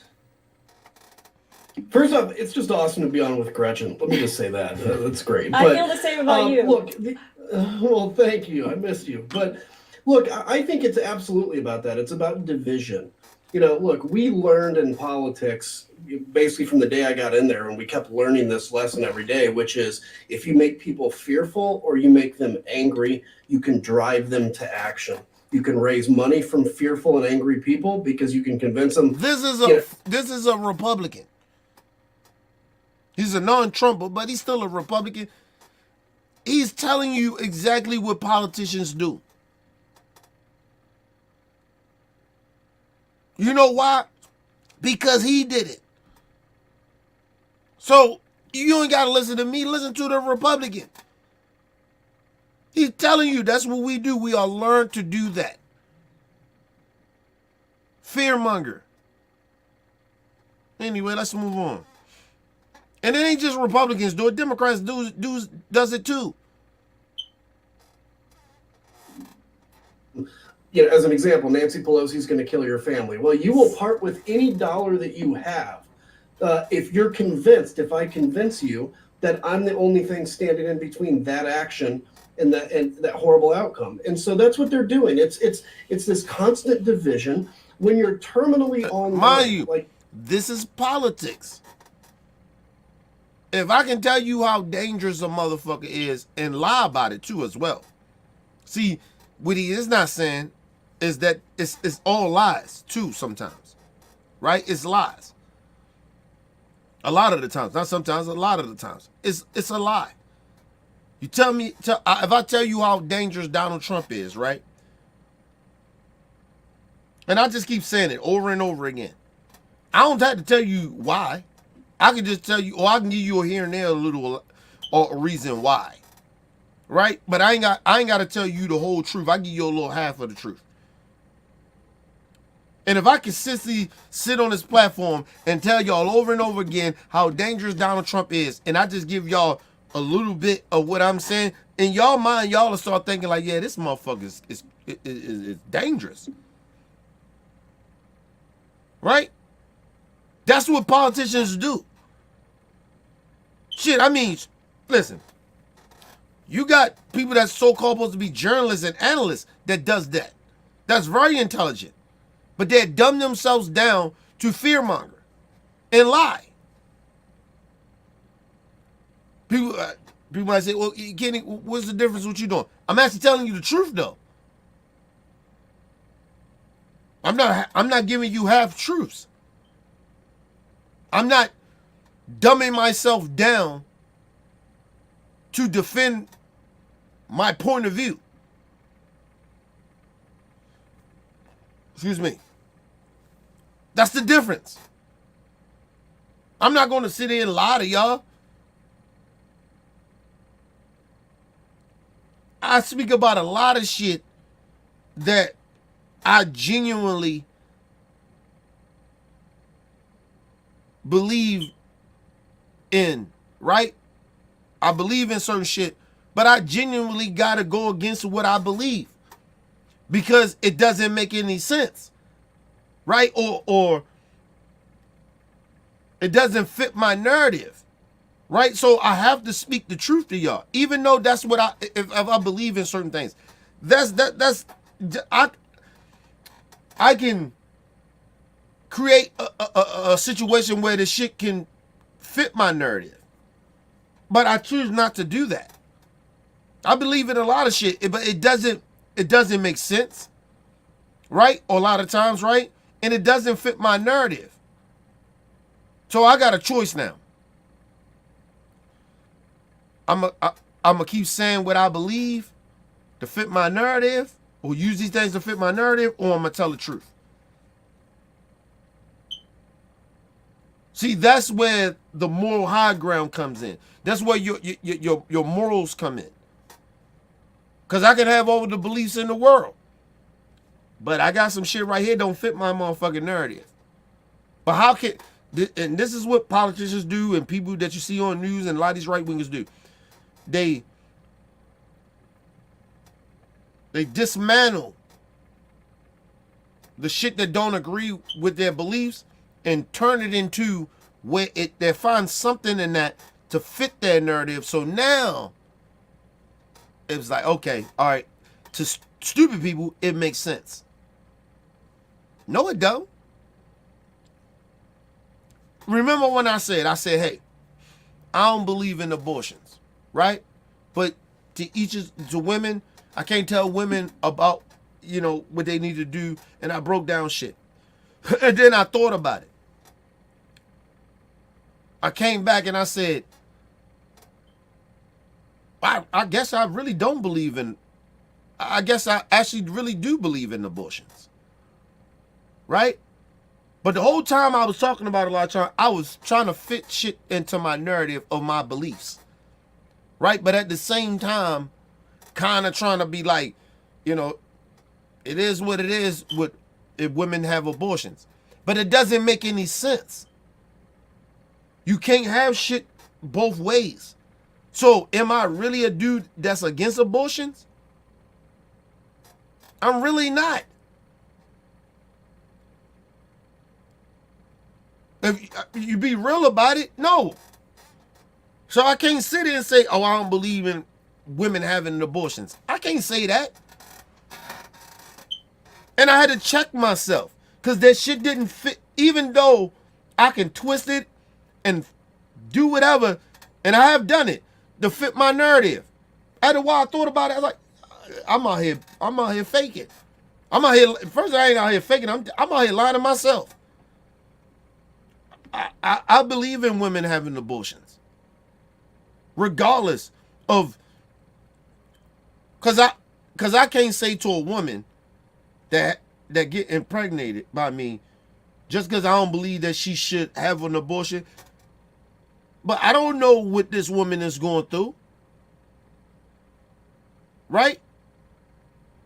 Because I want the kid doesn't mean that could be good for her. So a part of me being selfish. And weird ass men out here be thinking, well, it's my sperm too. You ain't do nothing. You ain't carrying the kid. You ain't going through all the emotional and physical things of carrying a fucking child. You won't have all the responsibilities that a woman will have. You ever seen a man impregnate a woman and they go to the hospital, right? Without that woman's consent.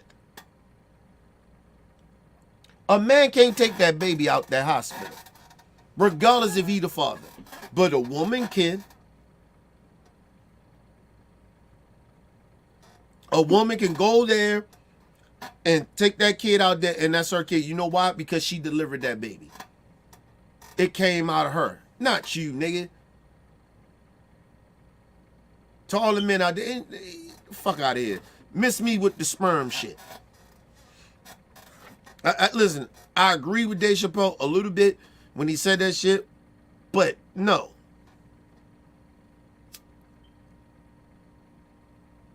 When a woman have a baby, her life slows down. Your life don't slow down that much. You can continue to go on with your life in a way, right? Like you can continue to take your ass to work and all that other shit or whatever you want to do in life. A woman's life slows down. She can't do the same shit that she used to can do before she got impregnated, before she had a kid, got impregnated by you, right? Having a baby. Her life slows down. Yours don't. So you don't got, at the end of the day, you really kind of don't got no fucking say. Just off of that. Your life don't slow down because of that, because you impregnated a woman. What the fuck? You ain't, you're not, your body and your life ain't slowing down as much as nowhere compared to a woman's life slows down.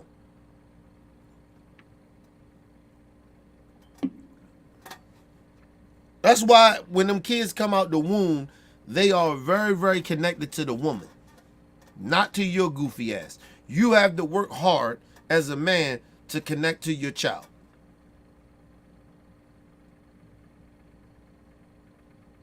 That child is always going to be connected to that woman over you any day. I don't give a fuck how great of a father you are. That kid is going to be connected to their mother way more than you. Regardless of what you do to them, the love you show them, the care, or whatever. They are going to be connected to that woman.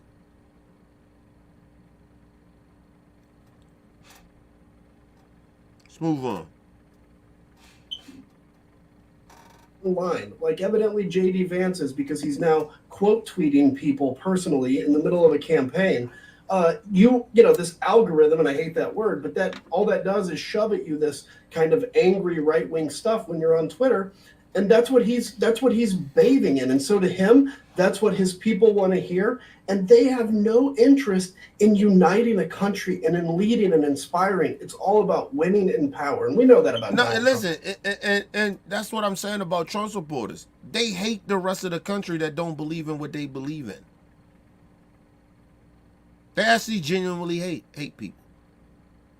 MAGA actually genuinely hate others that don't believe in what they believe in. But if you ask left-wingers, or even people that's in the center like me, I don't hate MAGA. Like, I genuinely don't. Like, what's the hate? I actually got more pity for y'all than I actually, if I wanted to hate y'all, I would actually pity y'all more than I would hate y'all. I actually pity y'all.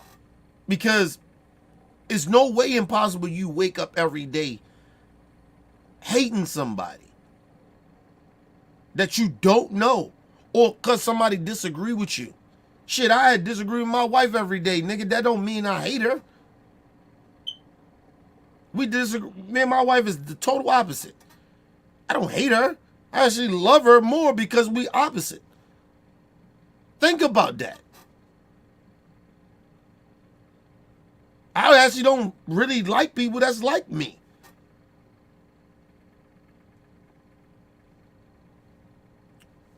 It's just crazy. I actually have pity for it.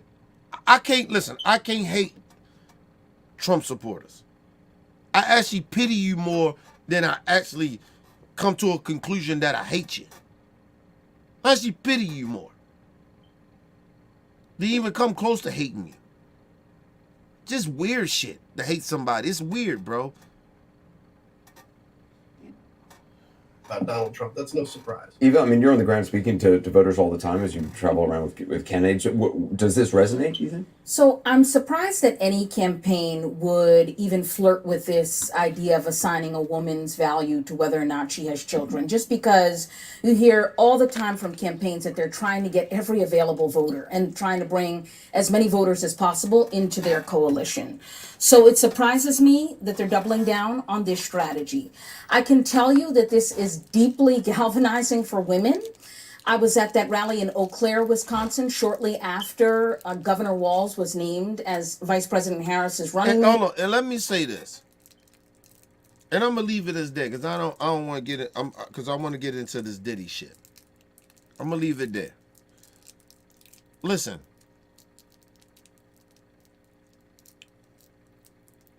I told y'all this almost 4 years ago, that Trump will lose the election because of COVID and how he's handling it. I told y'all that. Please do not be shocked that Trump loses this election because of women. At this point, I ain't trying to shame men, but you really don't have no motherfucking race. I mean, you don't really, I mean, I'm not saying you got no say, but I'm just saying for men, it's almost like if you on the right side, you gotta go along with the women. If you're on the bad side, then okay, you do what you gotta do. But this election comes down to women. This comes down to women. This ain't even fuck a man. This comes down to a woman. This comes down to women. It's what's your future, what you want your future to be. Honestly, it doesn't even matter what color skin you are. This come down to women. This election is about women. Because the level of disrespect and vitriol and hate, sexism that comes from the right. I don't know how a woman supposed to like act like that shit is okay unless you fucked up. You don't even believe in woman's power or whatever. Like, you don't believe, your confidence ain't high. Like, I guess to fuck with Trump. Because this is not about economics. This is not about the economy. It's not about none of that shit. This is about women. This election is going to prove where women stand. The last election was about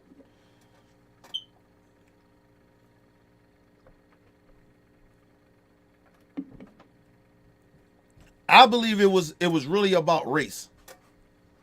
Genuinely. It was genuinely about race. That was a real big part of it. The other part was that he mishandled COVID. Right? Yes. This election, of course, is still about race. But the big part of it is, of this election, will come down to women. It is what women want. Are you okay with a party dictating your life? Or a government dictating your life? Or not?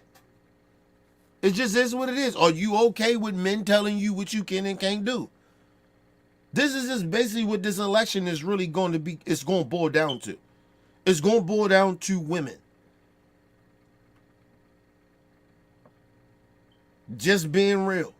Regardless if you're a Republican or a Democrat or independent, you're black, white, gay, whatever. This boils down to women. What are y'all going to do? This election is on women.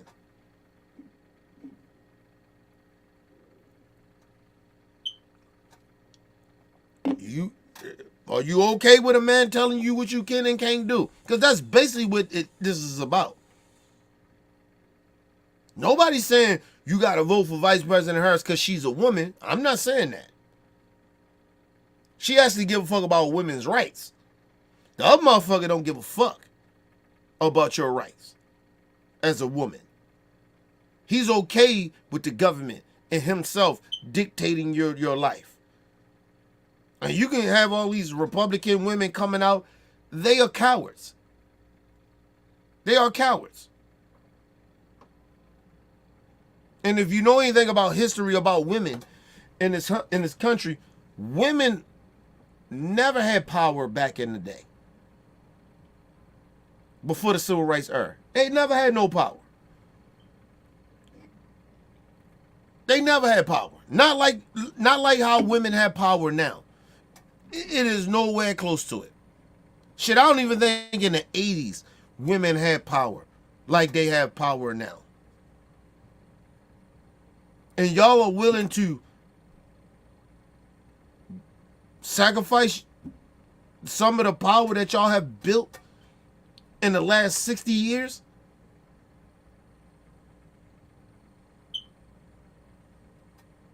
For racism? Because that's all Trump giving you. This is about women. I can't make this no clearer. Because I've been doing this shit for almost 10 years now. I'm telling you, I didn't predict it the last two elections. I fucked up in the 2016 because I didn't think that we had these much delusional ass people in this country. I was like, that nigga Trump ain't gonna win that shit. That motherfucker crazy. And people ain't saying that I was wrong. I didn't think that we had this type of delusional ass people in this country. I was wrong. But I predict 2020. And I told you Trump was going to lose because of if he continued to go down that road that he was going down of, downplaying COVID, he was going to lose. And what happened? He kept downplaying it. He ran with that narrative that the right wing went. COVID ain't that big of a deal and blah, blah, blah. And his ass lost. Part of it had something to do with race as well. But it was mainly because of COVID.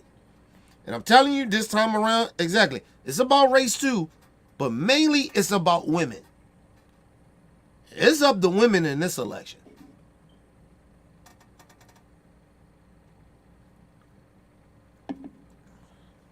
Shout out to Shay Baby in the building. What up, Shay? Listen, Shay's up to women.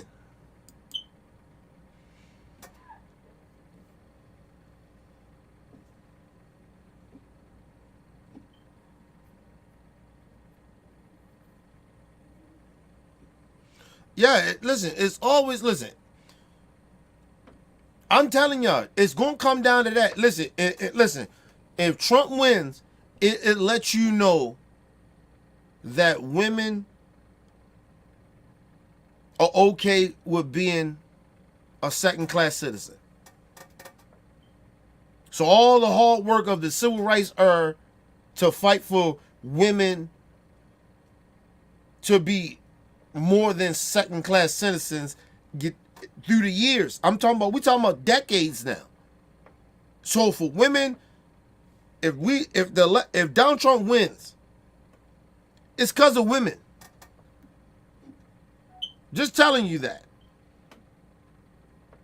If Trump lose, it's because of women. Because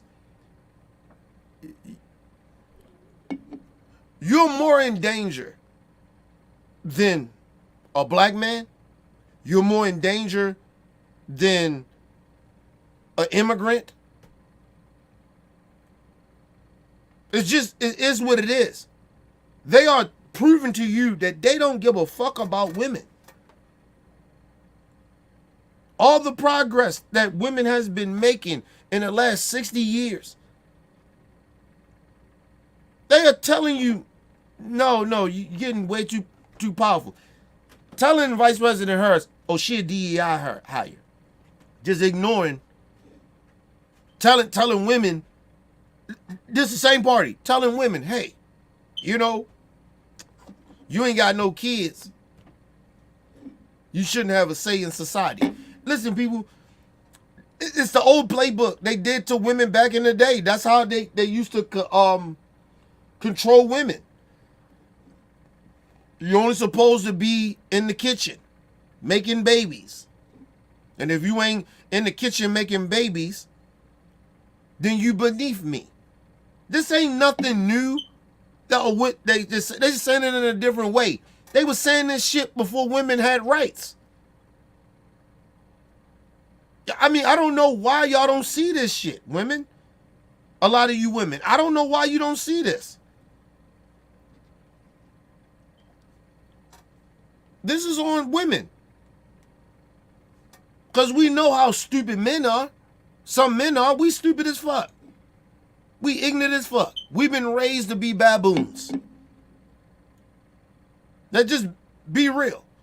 Men are raised to be baboons. We are stupid as fuck. Only reason we even have any emotions and know how to really move in life like that is through women. We don't know how to be sensitive because we've been raised to be baboons and ignorant motherfuckers. Our mental is 5 years lower of development than a woman. A woman can be 15 years old and a man can be 15 years old. That nigga's her development of her brain, her shit is like she about 20, 21. A man shit is a 15-year-old to a 10-year-old. Our brains we're so far behind. Women are way smarter than men. That's why you think it's so easy for women to play men. Believe it or not, at the end of the day, that's why men get mad at women, call women hoes a lot of the times, right? Because they know how to play the game better than the pimp. If a woman's a hoe and she know how to use her body to get money, right? Without a pimp, she a hoe. Right? She's a disgusting hoe. But if she got a pimp, she just a hoe. Still a hoe though.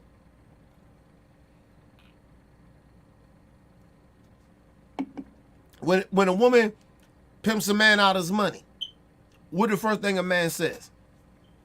That hoe ass bitch.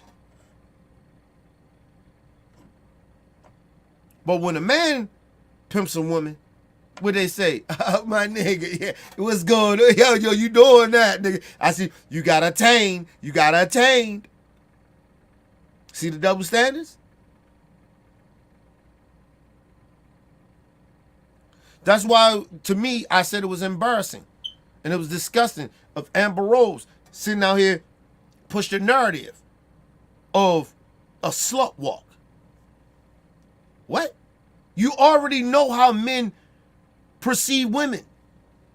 And you would act like that's some type of, they strong for that? Because they got control of hoeing themselves out? Because men already looking at women the way we look at them. Because we ignorant as fuck. A lot of us.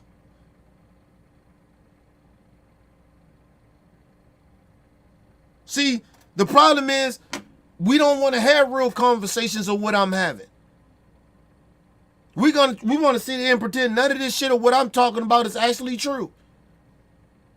Or what men really think, or what women really think.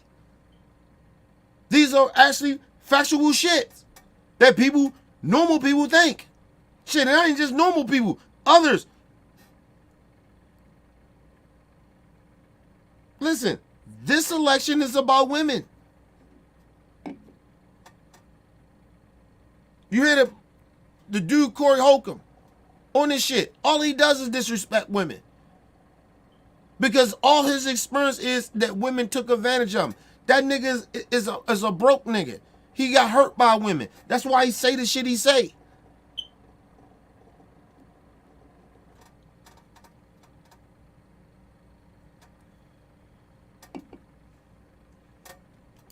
Oh, Sister Shay say something. What she say?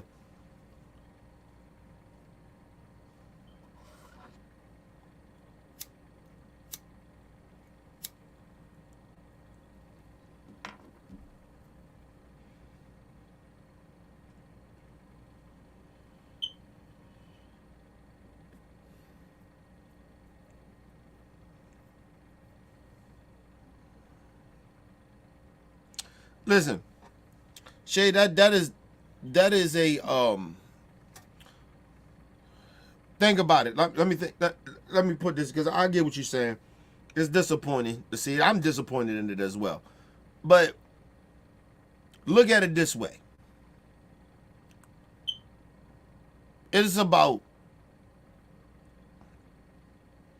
80% of men, black men, that don't rock with that. So the favor of black men still see the light in a way, right? It matters. Then that 20%. Right? Like, so, you know, I get it. Listen, it's disappointing to me, but like I said, but listen, but they're most likely dudes that's been raised to be sucker ass Negroes anyway, right? Like, you know, sucker Negroes. Like, we not gonna try to pretend like we don't shade, like we don't understand sucker ass dudes. Like, it is dudes out here. These are the same dudes that think they can go out and do whatever the fuck they want to do, cheat on their woman, but they still want to have a policy, a law that says a woman can't divorce their man.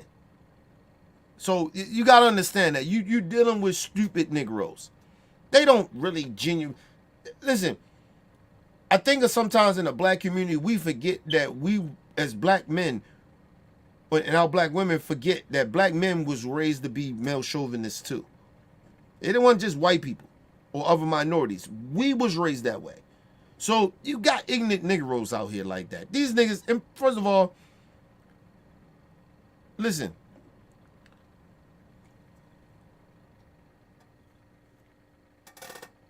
Let me tell you something about some of these dudes.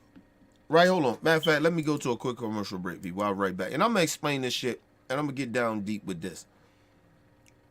We'll be right back, people. We're going to go quick commercial break.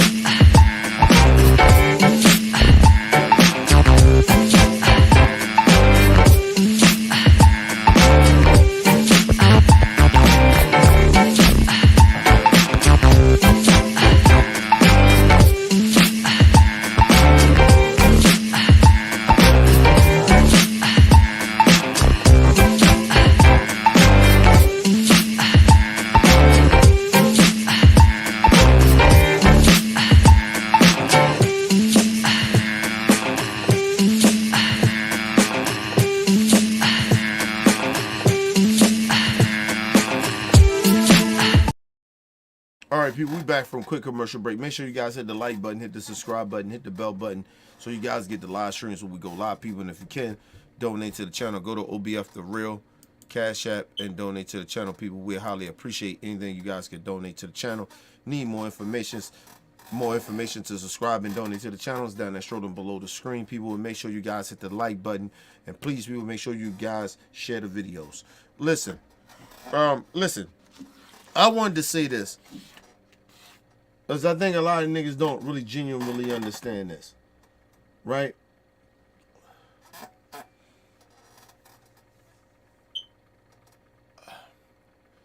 It's a lot of black men. I ain't gonna say a lot. It's some black men out here. I don't say a lot, but it's some black men out here that has been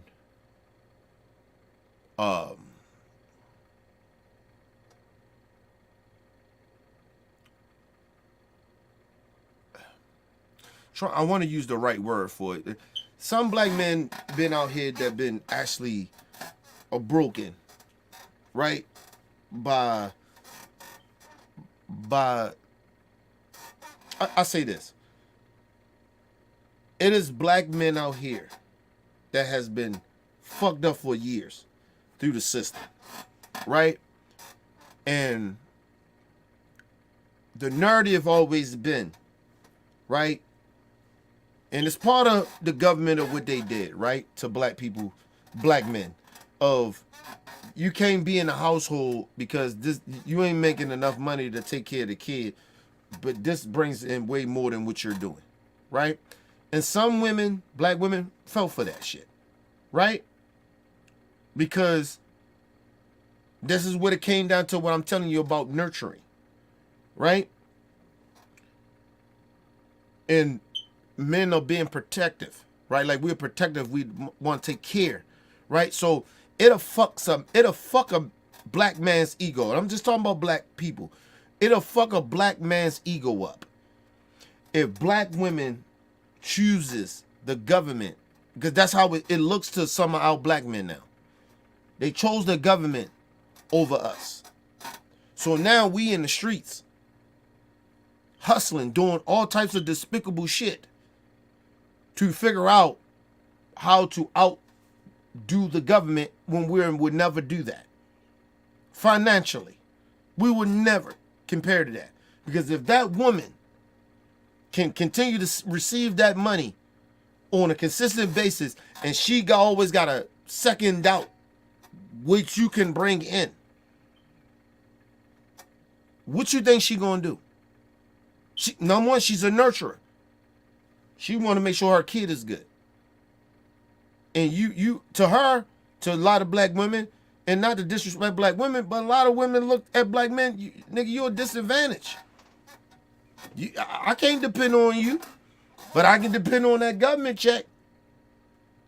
These are factual shit that happen in society. Now, you have men way before my generation that been through that shit. And that shit lingers down to where the dad ain't there for a lot of us black men. Right? So we only getting raised by that woman. We don't know how to move in the streets, or we don't know how to move in society, because only thing that that woman can teach that black man is morals and love and nurture. She can't teach him nothing else. So you have a lot of these broken young black brothers, my age and a little older, that's broken because we didn't have a father figure there. But that came from the government doing what they did, and it came from, too, we can blame black women for that. But they got caught up in the game, too. But understand that you got black men right now with that child support shit that is breaking the spirit. You thought that what I just brung up as far as about, you know, people getting welfare and all that, the women getting welfare and the men couldn't be there, you thought that broke out our elders, our black elders, black men back then. This shit is breaking the shit out of these young black niggas now. They broke it. They are fucked up. That shit is breaking the shit out of them. They like, yo, I'm busting my ass. I'm trying to do the right thing. I give you what I can give you. I can't pay this child support all the time. I got my own life to live. I'm not with you and shit like that. And those women, still in the minds of these niggas, these black men, in their mind, it's a cycle. They thinking these black women is choosing the government over me again. They choosing the government over me. A black woman chose the government over me. That's how that shit looks to them. I'm telling you, listen, I've been around plenty of brothers that went through child support and still going through it. Them niggas be broken, man.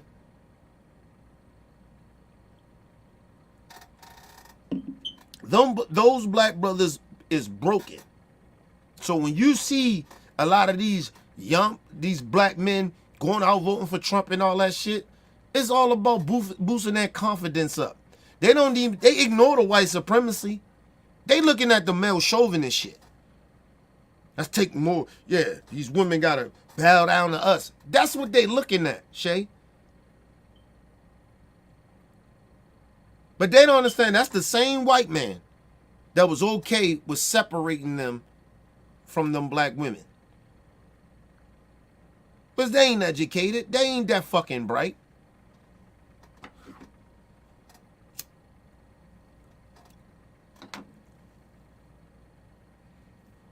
It was something I told my dad years ago when we squashed all that shit, right?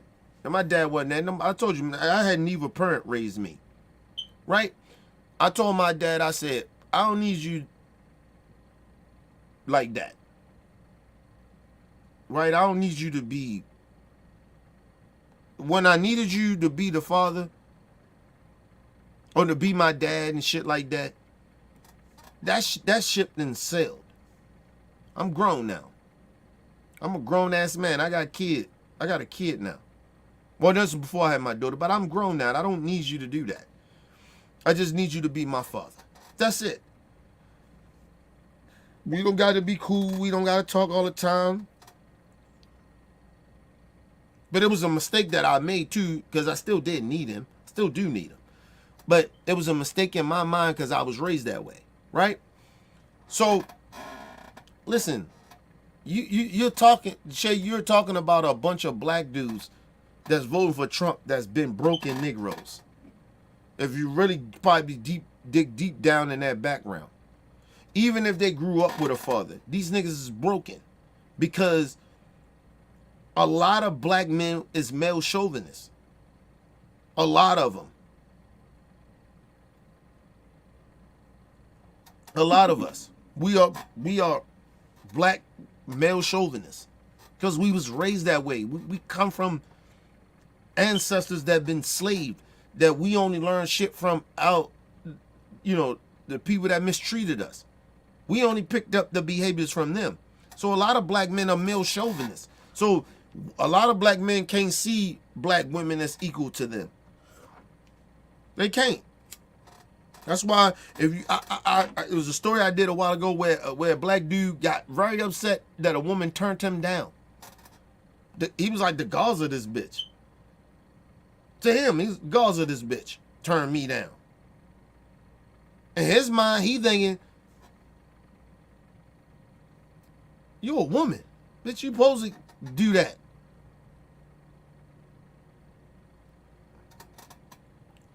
A lot of men, 90 to 95% of men that put their hands on women, it's all off because of male chauvinist shit. We was raised that way.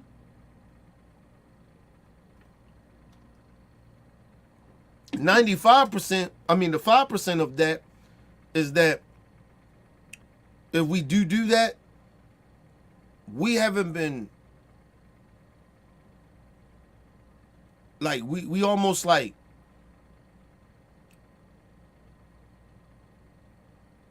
you're talking about a lot of people that, you're talking about a lot of black men that brains ain't fully developed. And so these niggas, they go out here and they do stupid shit, and they almost like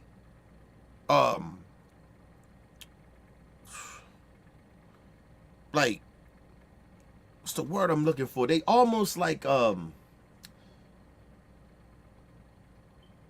make excuses for it because they don't know how to express themselves, right? They don't know if that shit is wrong or not. That's that 5% of that. But the 95% of, they know about they know the right and wrong of it. But they've been taught that way. To put their hands on women, or, to be male chauvinists and shit like that. That's taught shit.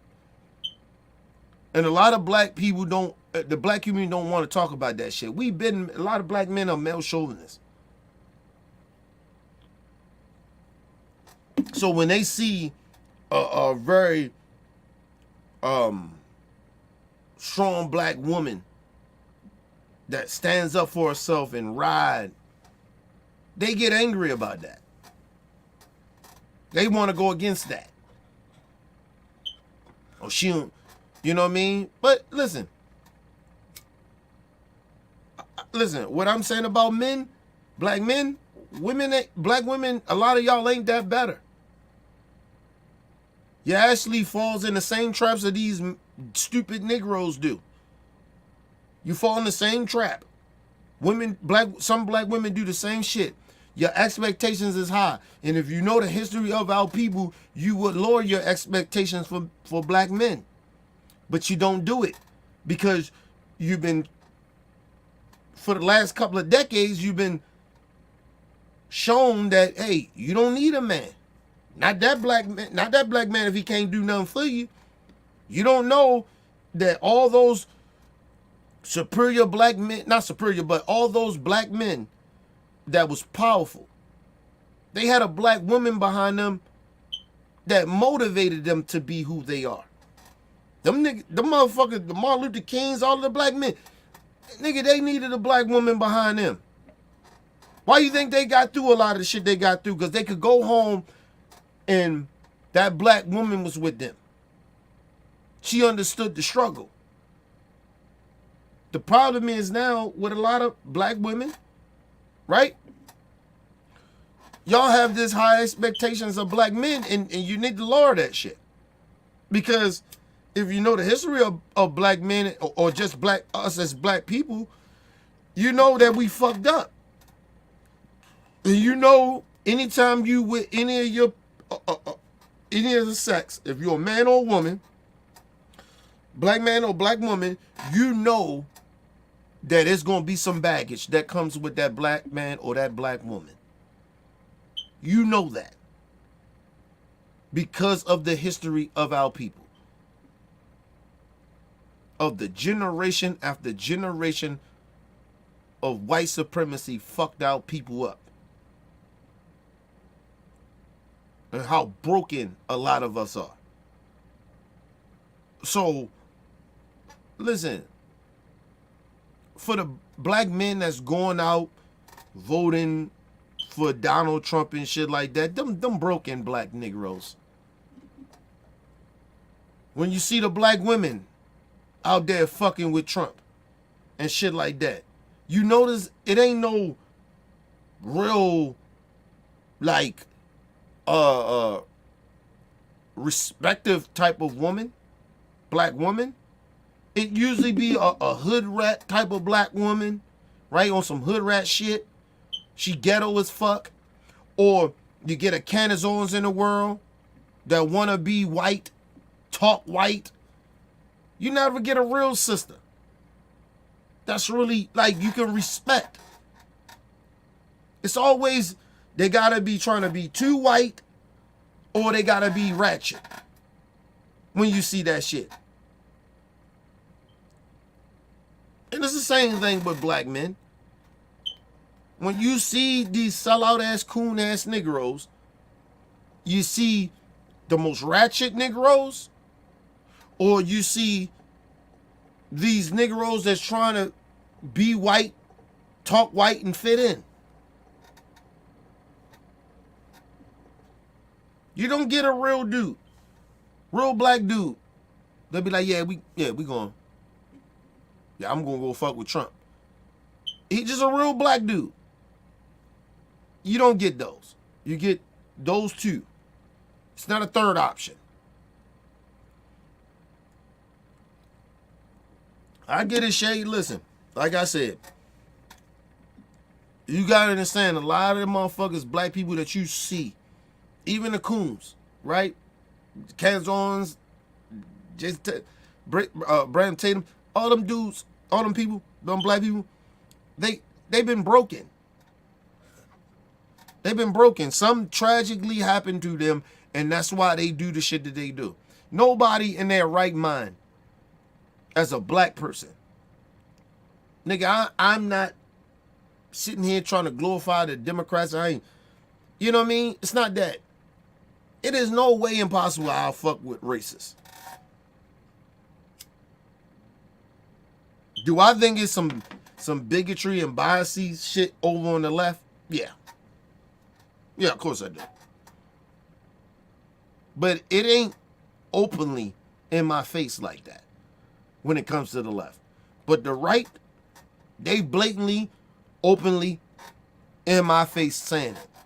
And as much as I respect that, because I genuinely do, thank you.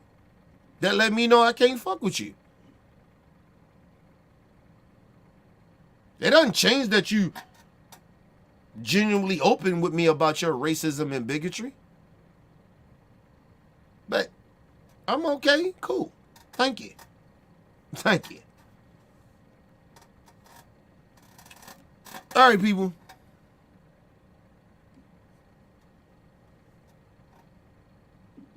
Hold on. Let me see what Shay's saying. Hold on.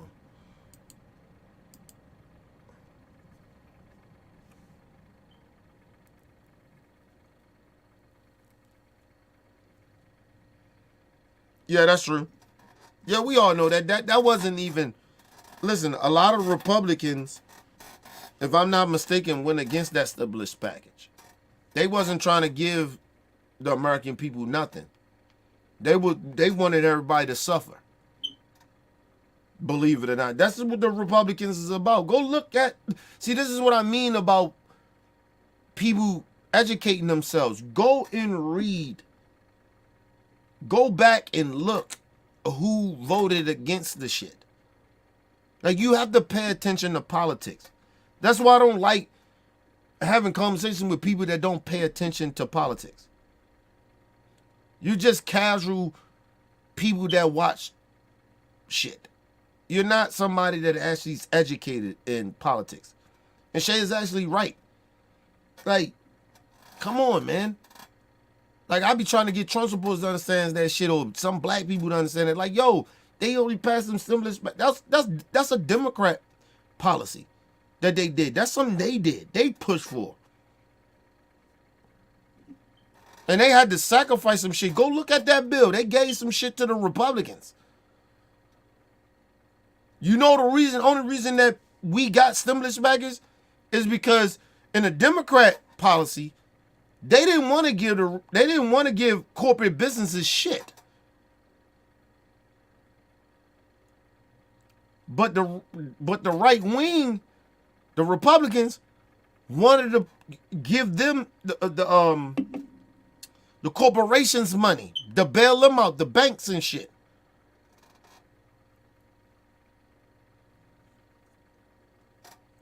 That's the only reason that policy got passed.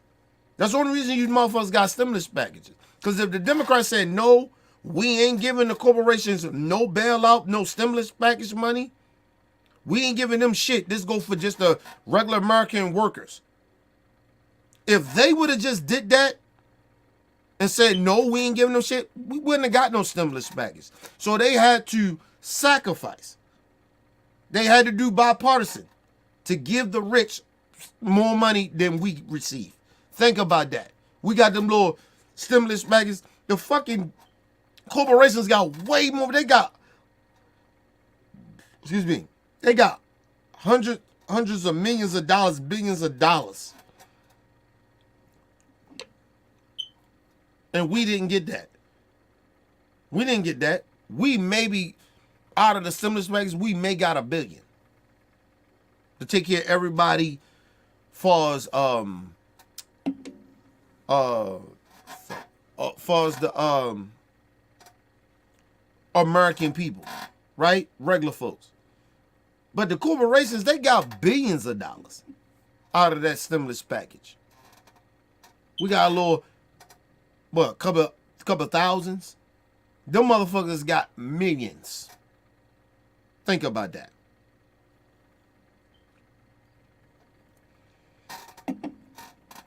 Y'all keep faking the funk. Y'all keep acting like. Anyway, she said one more thing. Hold on.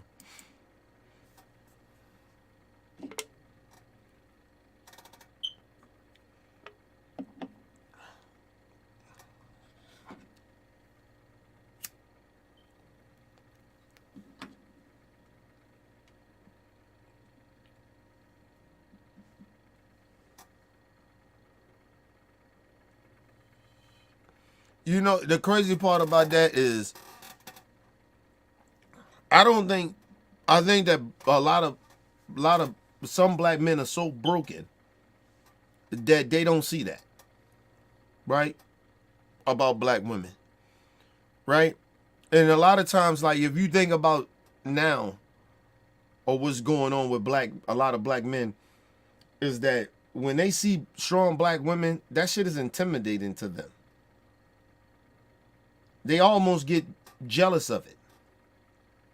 Honestly. To see a black woman strong and she's empowered and she's got her own and I don't need no man type shit. That shit is intimidating to some of these broke ass Negroes. They broke. And I ain't talking about money. I'm talking about broken. They're broken. And that shit is scary to them. That shit is... It turns into hate and jealousy. And so that's why you see the Corey Holcombs of the word, them guys like that, talk bad about women. Like, that's what, they hurt by that. Listen, think about it. Let me just explain something to y'all.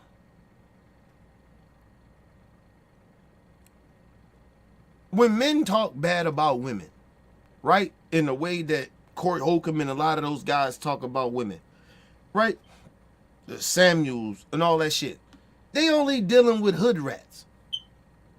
I don't deal with hood rat chicks. Just like I don't deal with hood niggas. Like that. I don't hang around hood niggas. I don't hang around hood rat chicks. It's who you circle yourself around. So if you're around a bunch of whores and you're around a bunch of fuck niggas, Of course you got material or you got shit to say about them. But I don't hang around them. I try to help them, but I don't hang around them.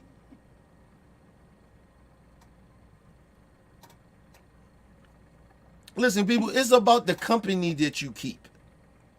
I can't talk about, listen, I don't hang around ratchet ass chicks, right? I don't hang around bougie ass chicks that think they better than everybody. I don't hang around people like that. So, yes, do they exist? Are they there? Yes. But they're not somebody that I hang around. So I don't know too many people that I hang around that's ratchet or bougie as fuck on some other shit. So I don't know those type of women. Like, I just genuinely don't. I don't hang around them. So it's about who you keep around you too as well. And that same thing goes with men. Men can't hang around hood ass niggas, and you don't. And men can't hang around bougie ass black men. And it's right for women. You can't hang around that shit. That shit is bad vibes. You got somebody that you got a group of black people that think that being ratchet, because they argued about being ratchet and shit, right? Or being hood. You ever see hood people? They arguing and shit, right? They're not really that much different than somebody that's bougie, a black bougie person. They arguing about that shit like what the fuck? You think that shit? You think what you don't know how you acting is okay? And they really genuinely think that. So it ain't no different than some bougie motherfucker. It's the space you keep. I mean, it's the space. It's the people that you keep around in your space. You're going to get some ratchet hood motherfuckers, and you're going to be surrounded by some bougie ass black folks. It just is what it is. It's your responsibility to keep the people around you that are real. That's really genuinely real. I tell you, the realest black person you can be around, right? You got to be around somebody, a black person that is very, very, fuck.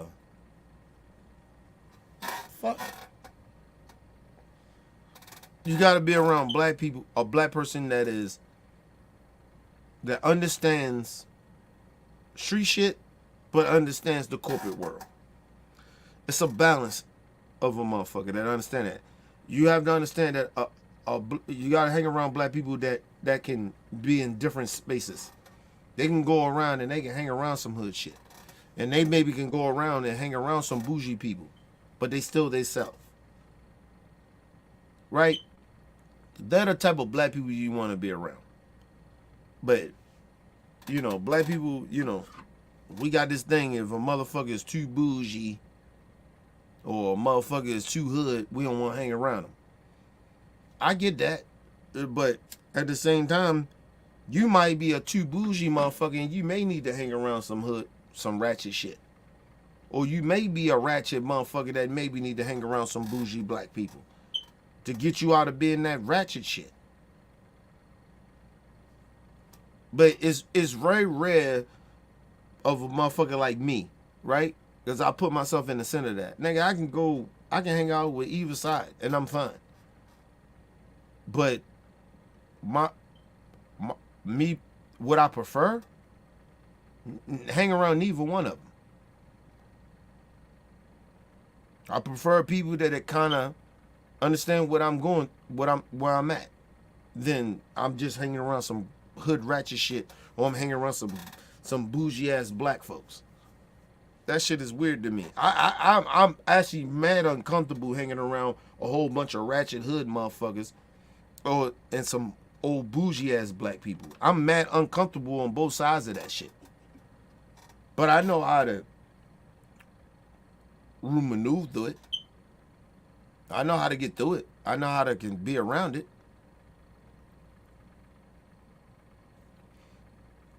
We just got to do better as people, man. And respect our flaws and work on them. Not, I understand the flaws. I know they bad, but we need to try to help fix it instead of talking down to it so much.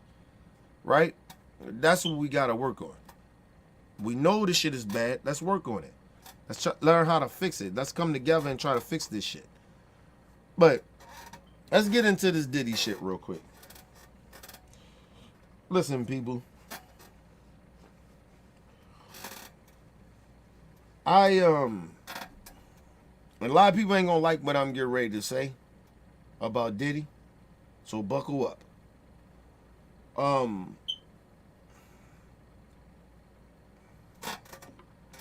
I believe that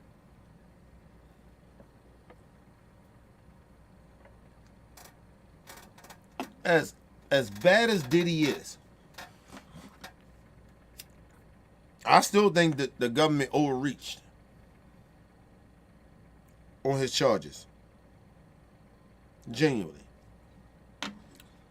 I genuinely think they overreached. But I'm not shocked that they did that because number one, he's black. Number two, he's a black celebrity. Right? But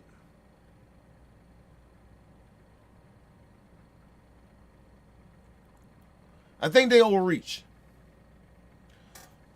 Sex trafficking?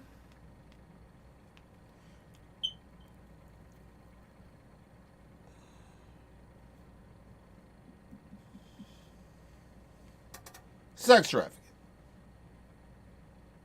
Diddy was sex trafficking.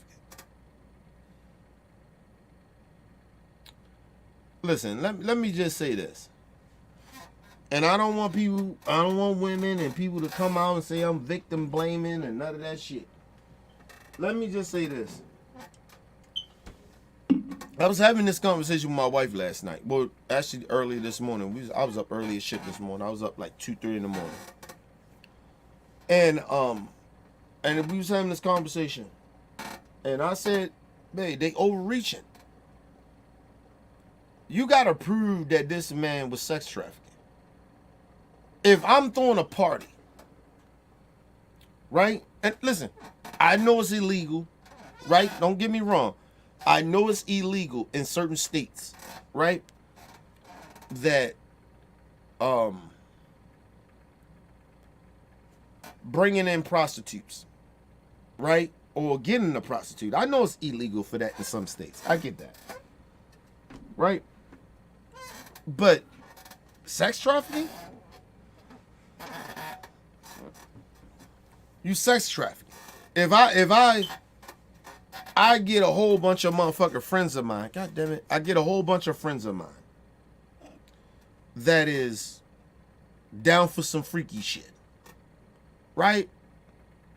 Me and my girl or my wife. Just say me and my wife. And I get some friends with their friends or whatever, and they bring their wives, bring their wives and their girls or whatever. And then I say, you know what? We're going to do some freaky shit tonight. We're going to go freaky. It's illegal. The legal thing I'm ready to talk about, it is illegal to get prostitutes coming from another state. Right? But is that really sex trafficking? When the paper trail is there.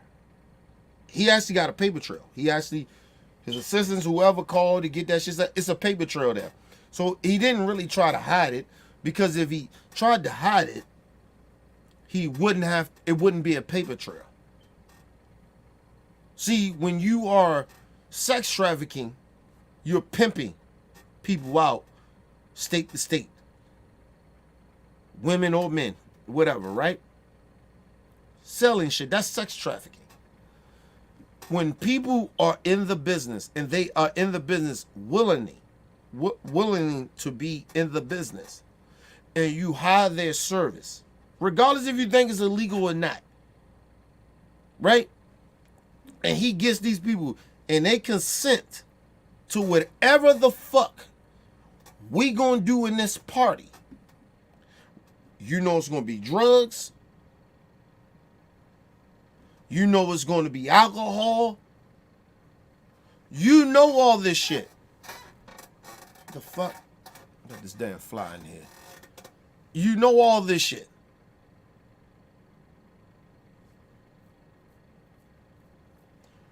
That's not sex trafficking. I'm sorry, that's not sex trafficking. Diddy, they talk, oh, well, he was taking videos and all that other shit. Niggas got sex tapes out. What the fuck are we talking about here?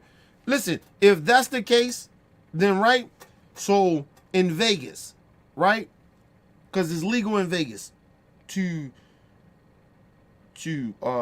for having prostitutes and all that other shit, right? Let's say this. You see it all the time on OnlyFans, right? Well, I know I see it because I watch the shit, right? Listen, people, they go to Vegas, right? Men and women go to Vegas because they know the shit is legal there, right? But they ain't from Vegas. They don't live in Vegas. But they go to Vegas to have orgies, sex parties, all that shit. And they put that shit on camera. And these people ain't from Vegas. And they smoking and drinking and doing all types of shit. It's on camera. But nobody's talking about they sex trafficking.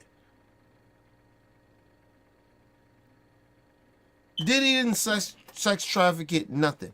He threw parties that was freak offs. Sex parties. That's what he threw. That's not sex trafficking. And I know people say, well, you read Diamond, he spiked drinks. Prove it. Prove it.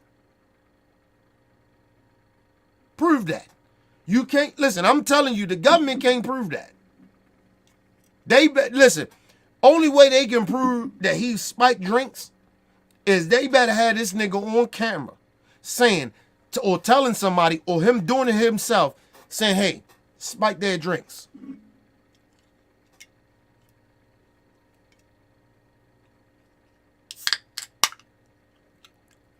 You can't prove that without that.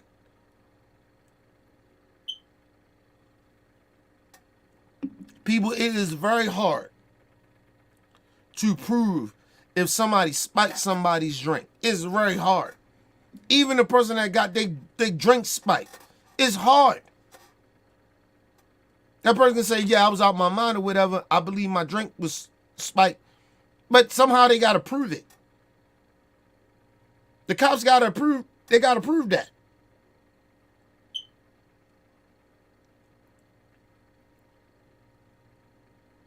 So that's one, the sex trafficking shit, it's a slippery slope with that. I don't like that. I don't like how they did that.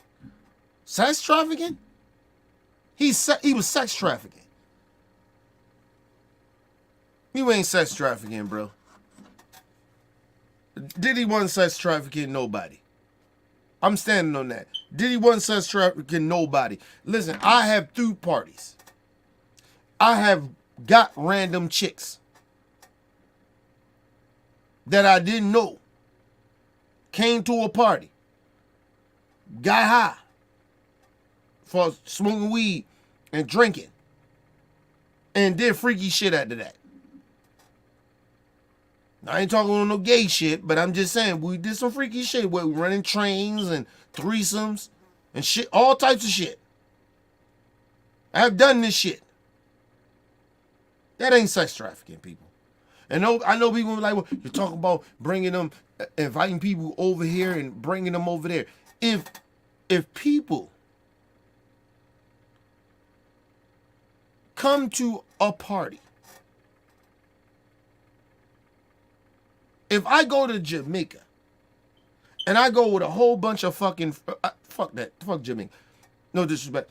If I go to DC, that's right up the street from me, and I tell everybody we going to DC and we doing a freak party, we gonna party, and that shit go left, the way we start, it's some freak shit going on in there, and people ain't even from DC, but I invited them to come to the party, and shit go left. That's not sex trafficking. Where motherfuckers start getting freaky after that. That's not sex trafficking.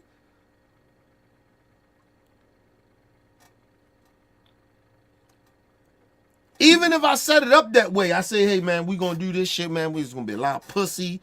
We gonna be fucking over here, man. You gonna fuck her, I'm gonna fuck her. You know what I mean? Even if it get even extreme freaky, where dudes talking about, yeah, we just gonna be fucking each other, whatever. That is not sex trafficking.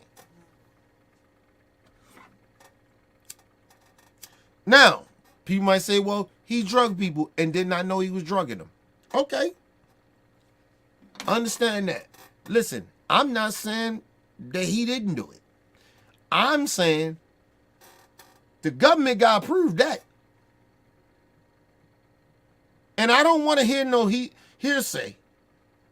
You have to prove that he drugged people to do all these things sexually that you saying he did. You can't just give me a witness up there to say, well, yeah, he did this. What's your evidence? Or what is your witness evidence? Because she said that? What if did he come in and have 4 other people say, yeah, I've been at those parties? No, he ain't do that. Or people that work for him, no, he ain't never do that. Then what? Then what? You have to prove that.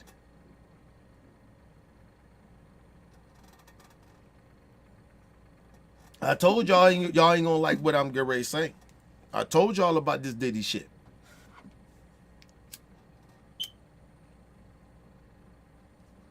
You have to prove that. They overreached.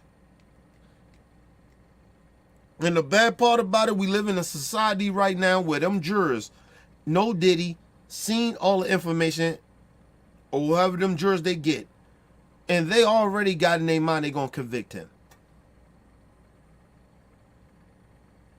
You got to prove that. Sex trafficking, drugging people, you have to prove that. A motherfucker just gets, oh, he drugged me. With proof. I don't give a fuck if you had 100 motherfuckers say, yeah, he drugged me. With proof.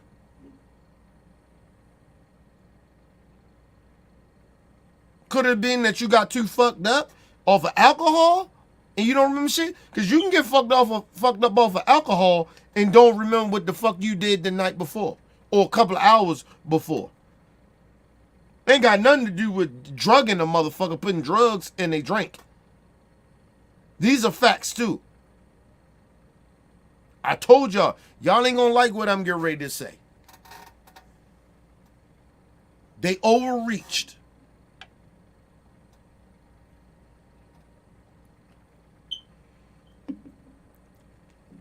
And let me say this before I even move on.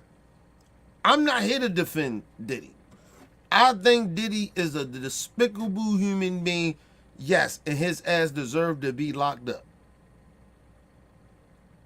From the evidence I seen. Evidence. Not hearsay. The evidence I seen, his ass should be locked up. But what the government is doing, that's hearsay.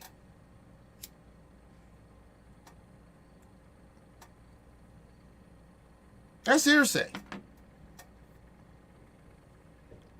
They say they got videos of Diddy on camera recording. They got the videos.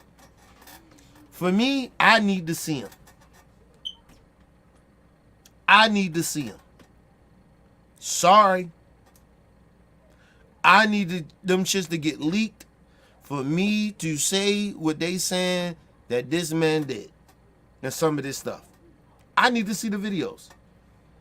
But even if I seem to see videos and it was just freak offs and they was fucking, everybody fucking each other, doing all this shit, and Diddy was like, yeah, this and suck the dick or whatever, right?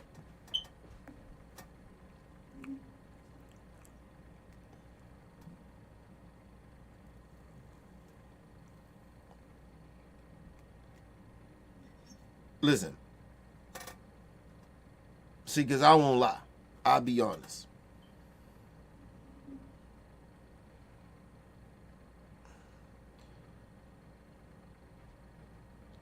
I wouldn't necessarily call what I was doing freak offs, but it was similar.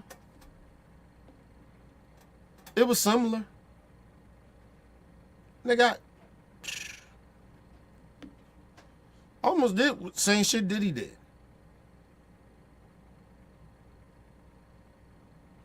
I wasn't spiking people drinks like they saying that he did or whatever, no shit like that. But nigga, alcohol, you get people fucked up. People start doing shit they ain't got, getting high, smoking weed. People start doing shit that they normally wouldn't do, like when they was sober. Right? Everything cool. But everybody get to start drinking and smoking. Niggas get freaky. Men and women get freaky. They start doing some shit that they normally wouldn't do when they are sober. Let's be real.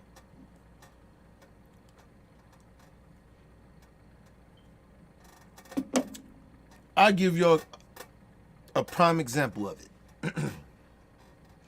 I was at one of my aunt's parties. Right? Well, my aunt's uncle's parties. I was one of their parties.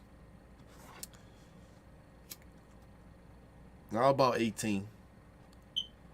Right? But I was going to their parties when I was 16, 17. Like, so I was going there young. But I was 18 at the time. And one of my aunt's friends, she was like 30 something. And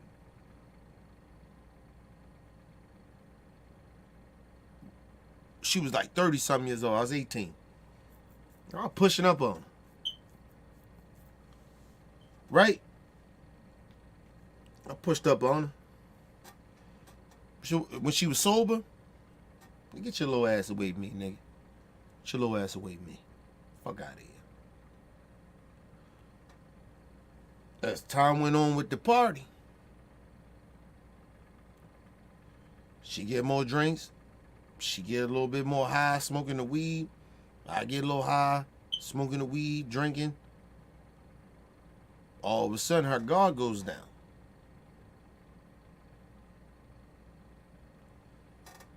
Now I'm in the motherfucking bathroom, and my aunt's in them people's house. My aunt's house, in the bathroom, fucking the dog shit out of her. That's how that goes.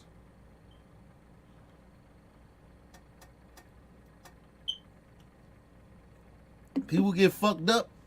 It don't necessarily mean. I'm not saying them drugs, popping them drugs and shit don't do another different thing. But alcohol can do that. Shit, smoking a lot of weed and alcohol, mixing that shit together, that can make you freaky out this motherfucker.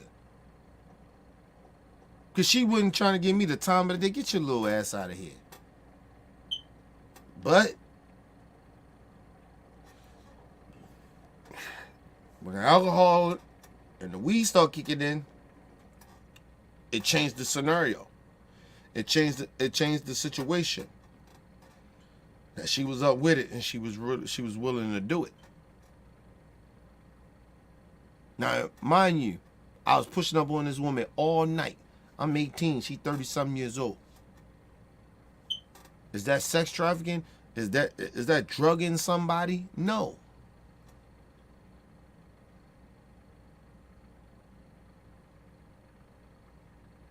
Listen. Yes, when you get drunk, get high, you do stupid shit. I get that. You probably regret some of the shit. But nobody makes you do certain shit. And like I said, sometimes you chalk that shit up. Shit, I fucked the chick that I said I would never fuck. I got fucked up so much fucking around with her. I got fucked up. I would never fuck her. You know, ain't like her like that. I ain't fuck with her like that. Nigga, I got fucked up so bad one night. Next thing you know, I woke up with her in my room.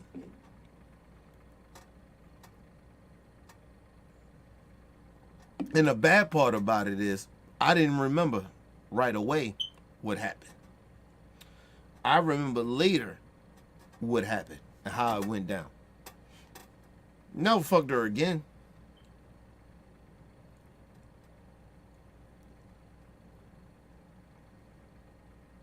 Never fucked her again. It was a chick that I just wouldn't fuck with. I didn't like her like that, and it wasn't because she was ugly or nothing. I just didn't like her. Or she was a horrible person. And I wound up fucking her that night. You do fucked up shit when you fucked up and high. Sorry to tell people that. Go to a quick commercial break, people. We'll be right back.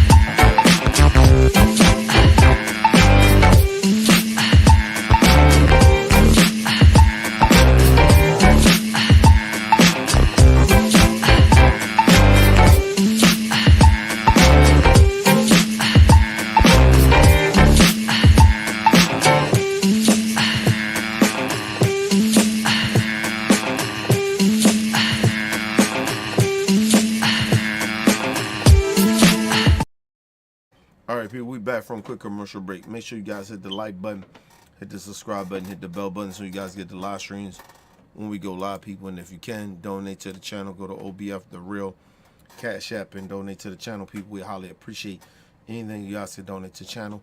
Need more information, so subscribe and donate to the channel. It's down there scrolling below the screen.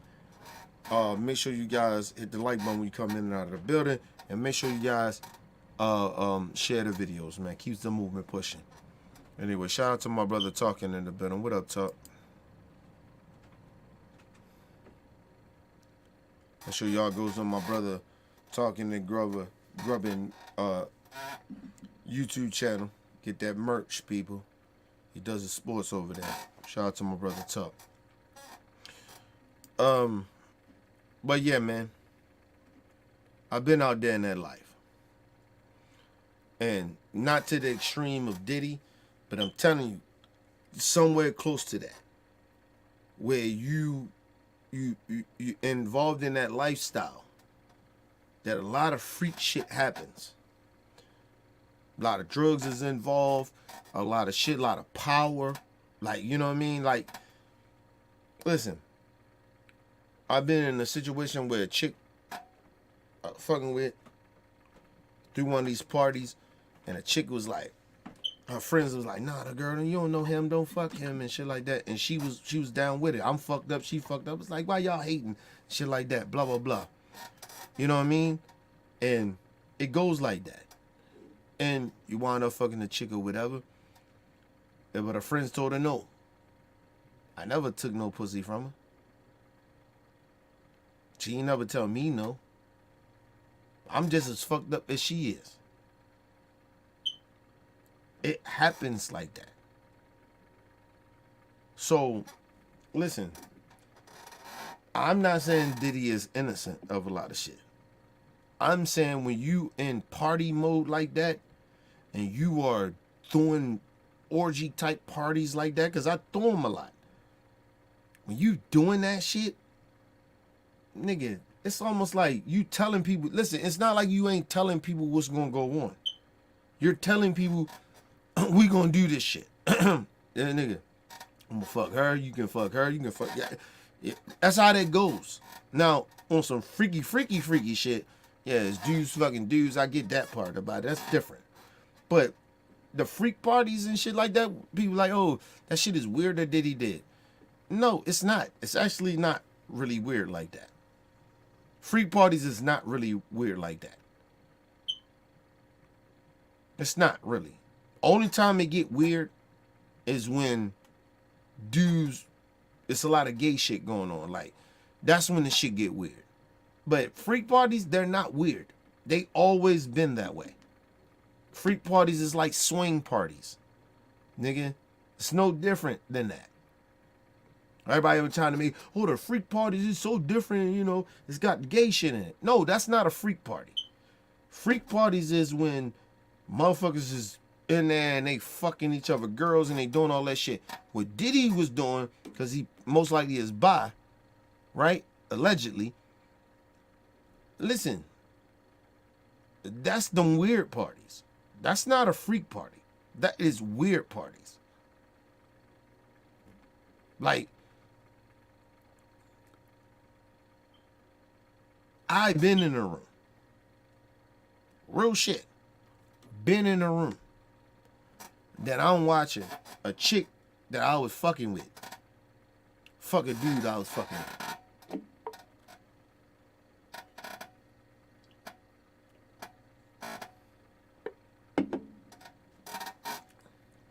That ain't weird to me. That's some freak shit, but it ain't weird. I've been in a room where I'm fucking one of my dude's homegirls. Well, my dude's girls. And he in the room. The only difference in that scenario is that in both of those situations where I still fuck my chick though. And he still fucked his chick. I've been in rooms where me and my man ran a train on my girl. The girl I was fucking with at the time. Or the girl he was fucking with. We did that. That ain't weird. That's some freak shit. Freaky shit, but it ain't weird. That shit is actually normal.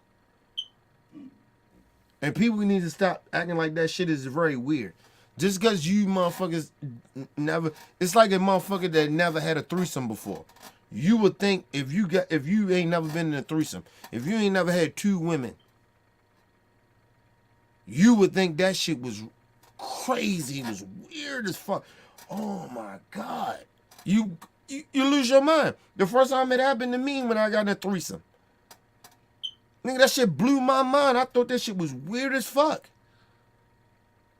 But once you consistently have those shits, it's not weird at all.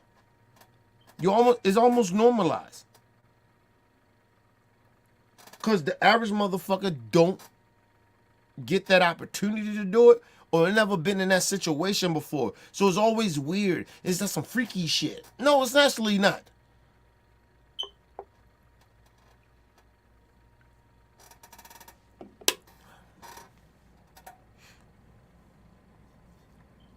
The closest thing, I'll tell you this.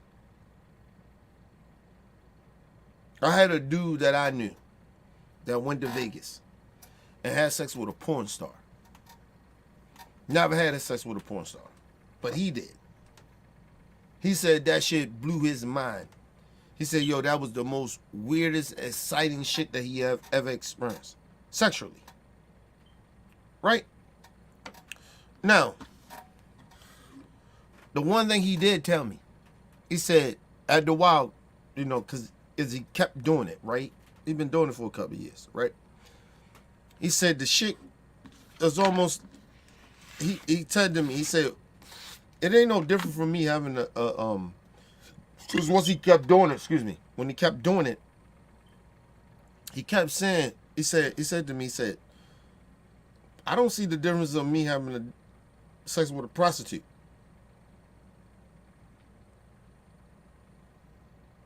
What is the difference to him?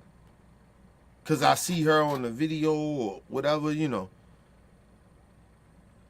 But the prostitute do the exact same shit that a porn star does.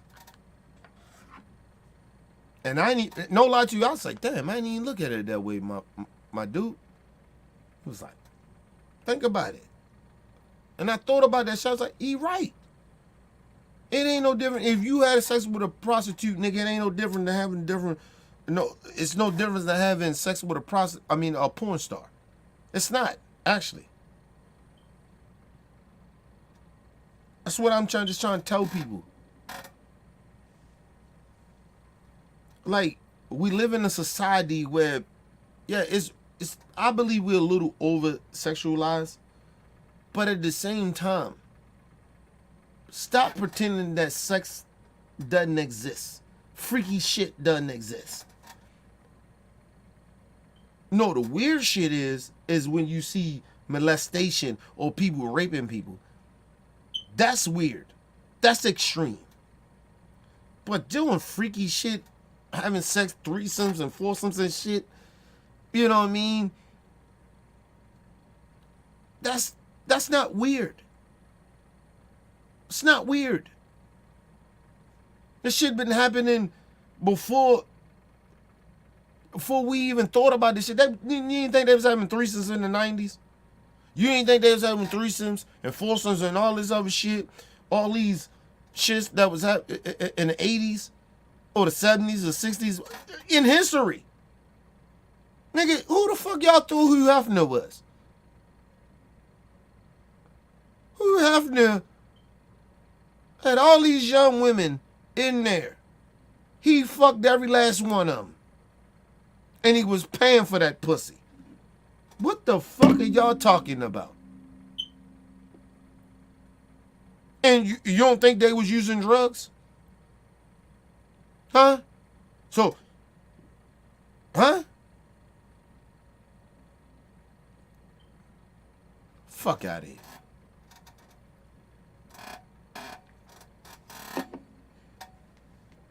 Y'all gotta stop looking at it. We know Diddy. Listen, no, I'm not saying Diddy ain't do no fuck shit. I'm not saying that. I'm saying lower your expectations of how some of the shit that he was doing. Because listen, like I said, if you wasn't out there about that life like how I was, I get it. I get how you can't see what I'm saying. I get it. Nigga, I was out there like that. And I wasn't even, I ain't on no Diddy level when I was doing that shit. Nigga, I just was a local drug dealer. Not even one of the biggest drug dealers where I was from. And I was doing this type of shit. Doing orgies and all types of fucking shit. That ain't sex trafficking, bro. That's not no, you spiking people's drinks and all that other shit. People don't go to events like that if you don't think you're going to get high and fucked up. Let me just be real. It is like a 0.1 that people go to these events and think they ain't gonna get fucked up. Or some freaky shit ain't gonna happen. 0.1. Anybody goes to any of these type of parties, I don't give a fuck who you are. You know some freaky shit gonna happen in there. It's a party, bro.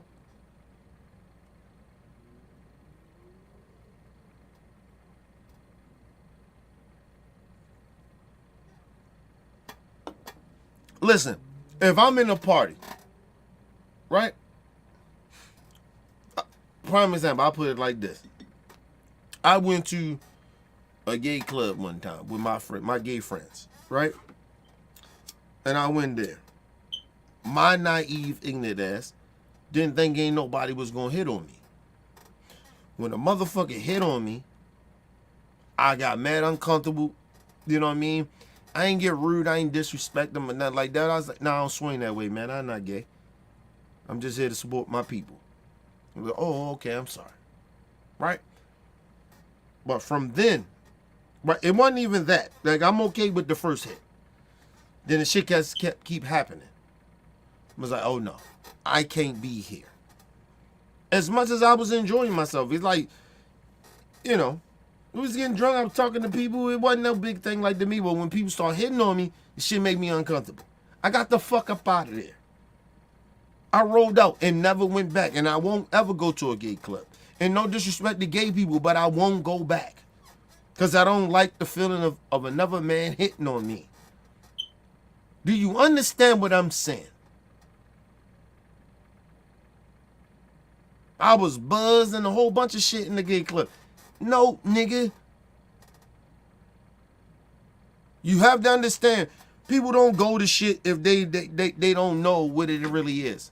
It is a 0.000.1 that people don't know what the fuck gonna happen to them when they go to these type of events. 99% of people know when they go to them type of events. This shit can happen to me. It's like me now. I know better. Nigga, I don't go to gay parties. I don't go to gay clubs. So I don't go because I know that's going to happen. And they don't mean no harm, but they're assuming that people in here gay or they on that type of shit. So if you go to a fucking freak off, you go to one of these parties with Diddy or somebody, nigga, and you heard about him and you know what he done. Come on, bro. Come on, bro. A lot of them niggas, they knew. A lot of these motherfuckers knew what they going to them fucking Diddy parties, nigga. Fuck out of here, bro. They knew. Now all of a sudden everybody want we don't want to fuck with Diddy. Now y'all want to bring out y'all homosexual shit. But like I told you, listen. I told you I ain't gonna like what I'm getting ready to say. Listen, Diddy get ready to blow the whole game up. If he don't get killed in jail or he don't kill himself, like Jeffrey Epstein, they killed him in jail. That might happen to Diddy, or Diddy don't kill himself. If he don't, none of those two things happen. Oh, a lot of niggas in the industry, you gonna see them come out.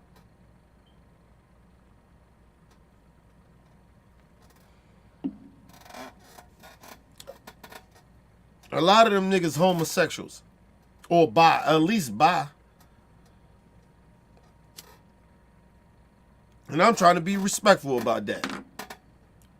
There ain't no way no man can stick no dick in my butt. Or I stick my dick in another man's butt. And I ain't gay. Because if that's the case, why I can't stick my dick in a... Because you can stick your dick in a woman's butt, can't you? But you stick your dick in a man's butt.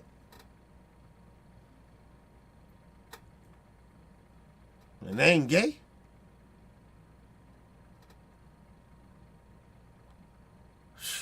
Okay. A woman got a pussy and a butt.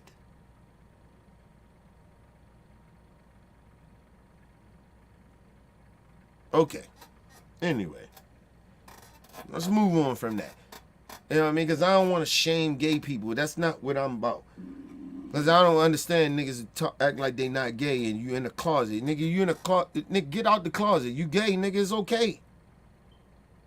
You going to see a lot of these niggas come out. Diddy got the dirt on all these niggas. All these motherfuckers are sitting out here acting like they ain't gay. They ain't did gay shit to get to the top. Oh, nigga, don't just get mad at Diddy. All the people that was around Diddy, be mad at them too.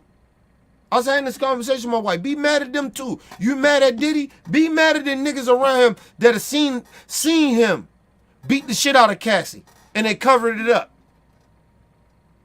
Gene Deal, that nigga, he's sitting out, he talking. He seen Diddy smack the shit out of his mama.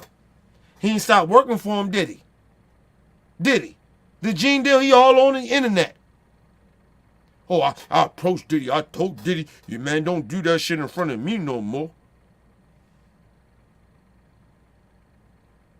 But you still kept working for him, though. After you seen him smack his mama. You seen him smack his mama. But you He ain't do it no more in front of me. That don't mean he ain't never smack his mama again, nigga. You're goofy ass. Now you're goofy ass sitting out here. And now I seen the interview he just did. He's sitting out here, he talking about, oh, well, you know, he was taught this. He was taught that. But before Diddy went to fucking jail, bitch, you was talking about he's supposed to go to jail for all the fucked up shit he did. Now you're talking about it's sad to see him going to jail because he was taught this. He didn't just do this on his own. He was taught it. But you wasn't talking that way when you was trying to get this nigga locked up. What the fuck? Jing Dill, get the fuck out of here, man. You a coward. You watched that man smack his mama and you kept working for him. Fuck out of here, nigga. Now you want to come out here and talk about, oh, how bad Diddy is and all that other goofy shit. You watched that man smack his mama, you did nothing. And you was in law enforcement. Think about this goofy nigga.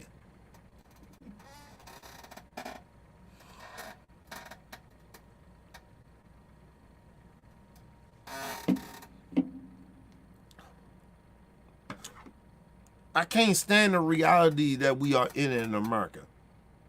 I can't stand this shit. Nobody takes self-responsibility, nigga. Like, come on, man. Yes, I'm not here to defend Diddy. Nigga, Diddy deserve what he's getting. I'm not here to defend him. I'm worried about the people that was around him. Are they that better than Diddy? Right?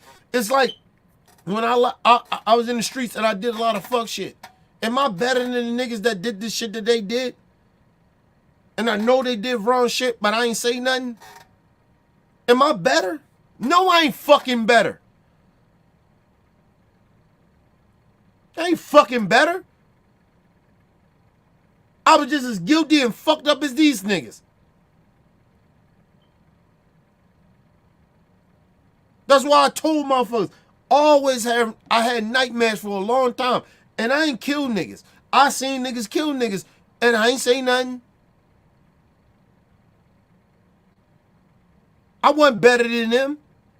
That's why my nightmares was the way they were. Because I wasn't better than them. Because I knew better. But I went along with it because, I thought it was the good thing to do.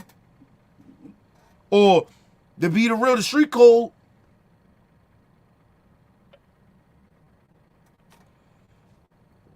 Ain't no street code with me, nigga. Nigga, you can't do nothing around me. I tell all my niggas, you can't do shit around me. Nothing. It ain't a motherfucking thing that any of my niggas can do around me, nigga.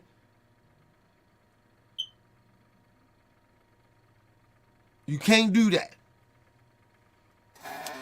We sitting here, we glorifying motherfuckers like Gene Deal and all these niggas that knew that this man did this shit. And now they got the galls in the ball. Oh, well, Kenny, it's a little different of what niggas was doing. Okay, fine. Okay, fine. But I don't like the tough shit. I don't like that Gene Deal talking tough. Be a victim of what Diddy did. Don't talk tough to me. Don't tell me all this tough shit. Don't talk tough to me. Be a victim. Don't talk tough to me, man. And I don't know if y'all understand that. These motherfuckers all of a sudden come up, oh, Diddy did this and Diddy did that and he did this. In a tone that I don't like that I hear. Where's that tough shit? Now that he ain't got no power. Oh, now y'all tough. Fuck out of here. They knew this shit when they wasn't fucking with Diddy. And they wasn't talking all that tough shit.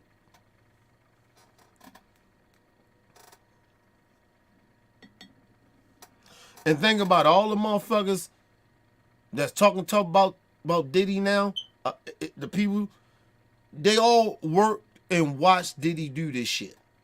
And the reason they ain't say nothing is because, let's think about it. They didn't want to lose their jobs.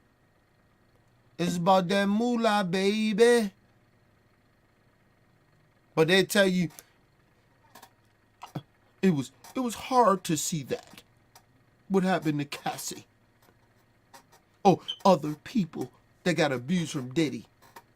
Yeah, all right. Fuck out of here. Fuck out of here. Diddy didn't. Let me explain something to y'all. Diddy been doing this shit for 30 years. 30 years. These same people surround him. They said nothing. They did nothing about it. They were scared of Diddy because they were scared of him. They was gonna get blackballed because Diddy had power. But once Diddy power, they seen Diddy power, the police lower his power. What you see? All these niggas all of a sudden want to come out, sue, say shit. Man, get the fuck out of here, man. Fuck out of here.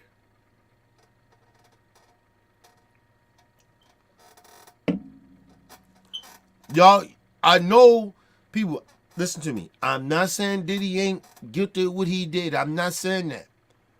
I'm saying, yeah, Diddy did what he did. I know that. That nigga deserved under the bank. Put his ass there. I ain't denying that. I'm mad at the people that watched that shit happen. We don't focus more of the motherfuckers that sat there and watched that shit. Fuck out of here, man. Fuck out of here. They watched this nigga do this shit. They watched him do it. And then they didn't want to snitch on him. They didn't want to tell on Diddy because they so-called supposed to be scared. They wasn't scared of him like that. They was scared they was going to get blackballed and they wasn't going to get no opportunity in the game of the industry. They wasn't physically scared of this nigga. It's fucking P. Diddy, nigga. Only thing he can do is blackball you. The way Gene Dill talk, he like he a gangster. Fuck out of here.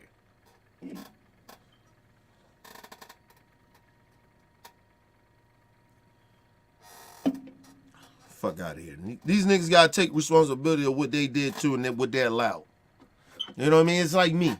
I can't sit here, all the shit that happened in back in the day. I can't act like I wasn't a part of that. That's like me denouncing, no, man, I was young, I was wild. Yeah, a part of that is with that. But I knew better. And I ain't do shit about it. And I knew a lot of that shit was wrong. And I gotta take that. I don't get to sit there and act like I ain't got no responsibility in that. The fuck?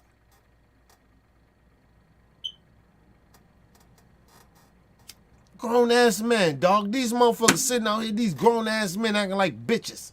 And then try to act like we stupid and act like, oh, you know, Diddy did all this thing. Nigga, you knew he did it. You said nothing for years. All of a sudden, everybody want to. Only reason you was with this nigga and you said nothing because you was scared that he would end your career. He didn't physically abuse a lot of these motherfuckers. They was just scared that they wouldn't get no opportunity. Fuck out of here.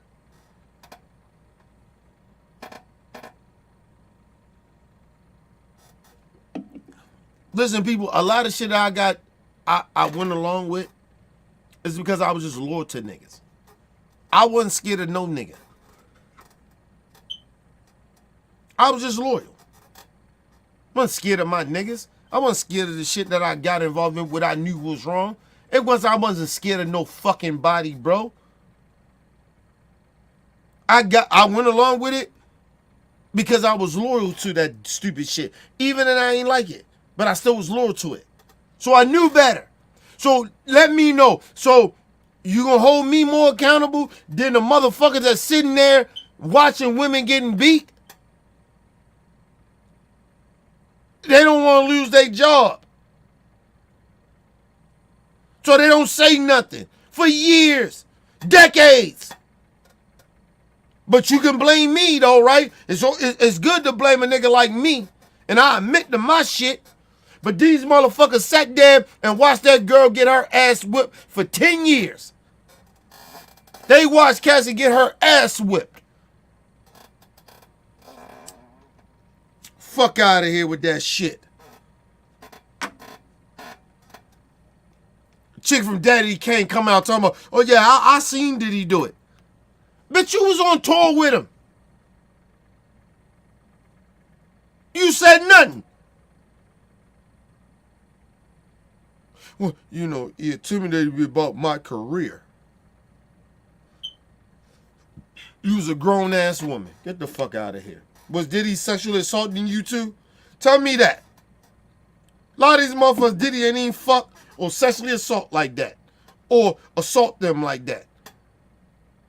They only gave a fuck about their careers. They didn't give a fuck about seeing Cassie get her ass whipped. Fuck are y'all talking about, man? All of a sudden now these people want to come out and say, oh, Diddy this and Diddy that. Nigga, get the fuck out of here. I told y'all you ain't gonna like what I say about it. See, I speak facts. I've been around people like this. Motherfuckers, all of a sudden, they in for something, it benefits them. So they say nothing. You think I did what, let me explain something to you. I gotta be 100. You think I was only hanging around my niggas because I just was real to them? You think that? No, I was around my niggas because that was protection too in the streets. So I was loyal to the stupid shit and the ignorant shit. I can actually admit that. Ain't no motherfucking victim, nigga.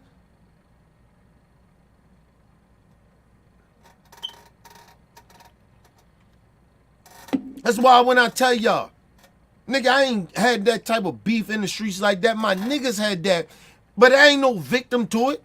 I roll with it.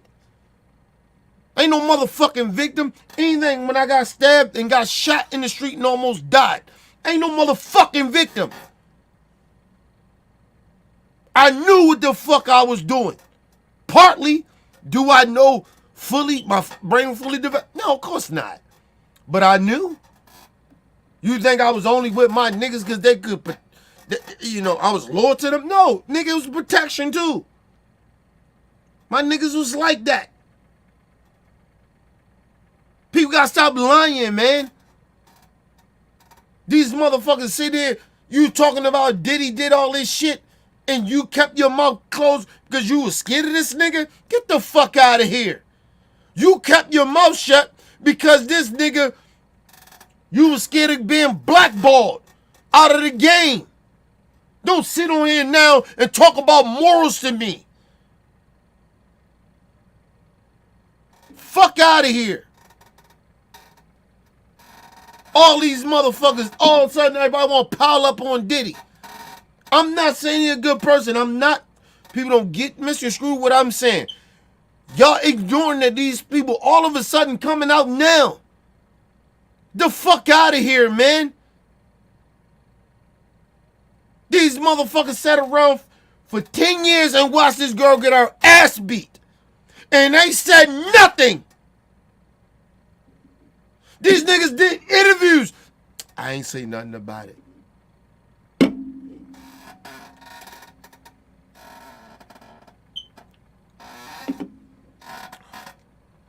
My thing is, admit that you was a coward. I respect that more. I admit, when I was out doing shit I was doing in the street, I was a coward for a lot of the shit. I rolled with a lot of shit because I was a coward. I can admit that. Some of it I believed in, some of it I was a coward in. At least I can admit that. But these motherfuckers sitting out here, I didn't like, oh, you know, play victim. Oh, you know, he had this power over me. Let me explain something to you. My niggas had power over me too. Right? That's why I roll with him. Right? Partly. Right? Not a big part, but partly. But nigga, I'm a grown ass man. I know better. I was just a coward. Partly. And I only was doing a lot of that shit to hang around with them or be around with them is because of the power. Of the protection. At least I can admit that. These motherfuckers coming out now trying to play like they're victims. You ain't no victim, motherfucker. You sat around and watched that girl get fucked up. But you're a victim.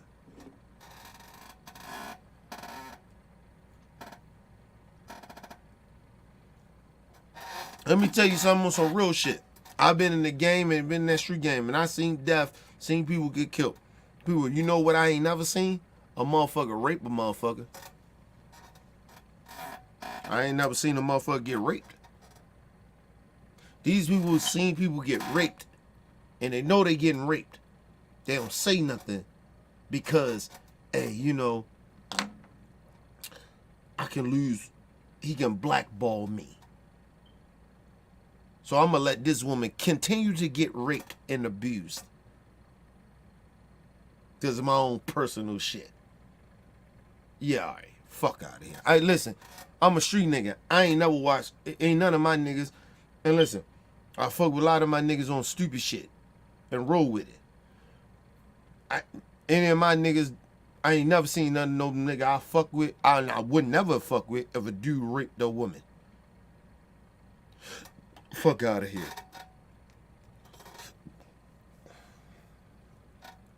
Listen, a dude beat a chick up in front of us. We did nothing. Right? Me and my niggas, we ain't do shit. It was a nigga we knew. He beat the shit out of a chick. We didn't know the chick, but he beat the shit out of her. You know what we did to that nigga? When all that shit was over, we didn't do it right in front of everybody. You know what we did? We beat the shit out of him. We beat the dog shit out of his ass. And you know what happened? On real talk, her brother killed that nigga.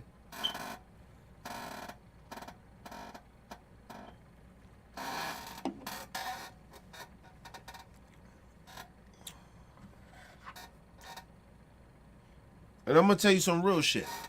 We wished any nigga, cause we wasn't from that hood, but we wished any of them niggas ever touched yo. We protected them. We wish the nigga would fuck with him. That's what we was about, nigga. We don't, like, come on, man. I did a lot of fuck shit in my life, bro, but it's certain shit, no. Ain't beat no woman in front of us. Ain't no raping no woman. None of that shit. And these people all of a sudden coming out talking about they victims. You ain't no fucking victim, bitch. You watched that man abuse that woman for 10 years, and then all of a sudden, even Gene Deal, this nigga knew that who Diddy was, and he still rolled with that nigga.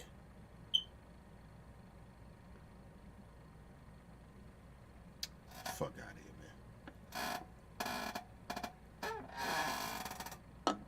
man.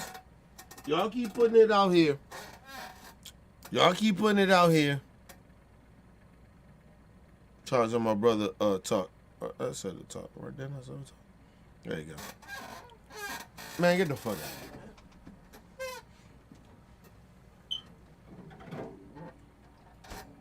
here. Y'all keep sitting out here and letting these people all of a sudden come out and speak about Diddy and shit like they victims. They not, bro. A lot of them not. I'm not saying all of them, but a lot of them ain't. They not victims.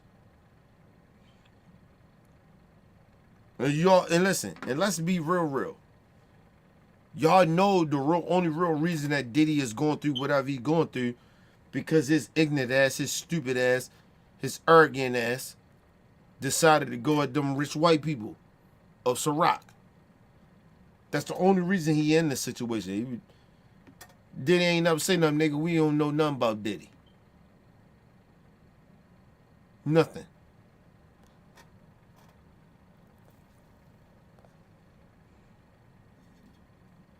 Diddy was protected from the elites. But when that nigga got out of pocket, just like Bill Cosby, what happened? Them niggas go down. Why y'all acting like this shit is new? I can't believe this shit with Diddy. Why? Why y'all so shocked? You keep acting like these motherfuckers is... They like gods. They not. Them niggas are token niggas. Diddy a token nigga. Bill Cosby a token nigga. Look at the arrogance that Bill Cosby had for his people. But then when he got so arrogant, because see what happens is with them arrogant sellout niggas, you see it with Candace Owens. See, all of them, they get arrogant. They arrogant with their black people. They use the dirty word of the white supremacists, but then they get arrogant. And they think that they can talk to them white supremacists like that, them racists like that. And then they get G-checked. They get their nigga call. That's all what happened to Candace Owens. That's all what happened to Diddy. That's all that was what happened to Bill Cosby. Them niggas got out of pocket. Because they been sold they sold to white supremacists.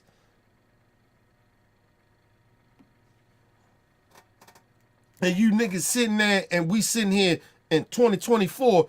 Oh my God, Diddy, he did what? Nigga, listen, I grew up in the 90s. This shit that y'all hearing about, I've been new.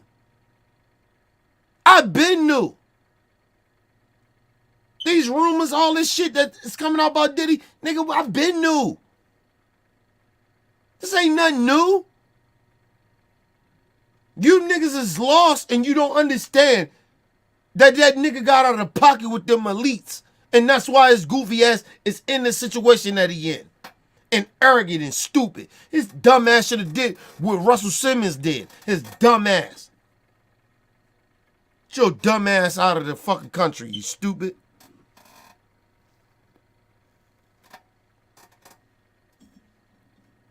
But the nigga believed in this brand.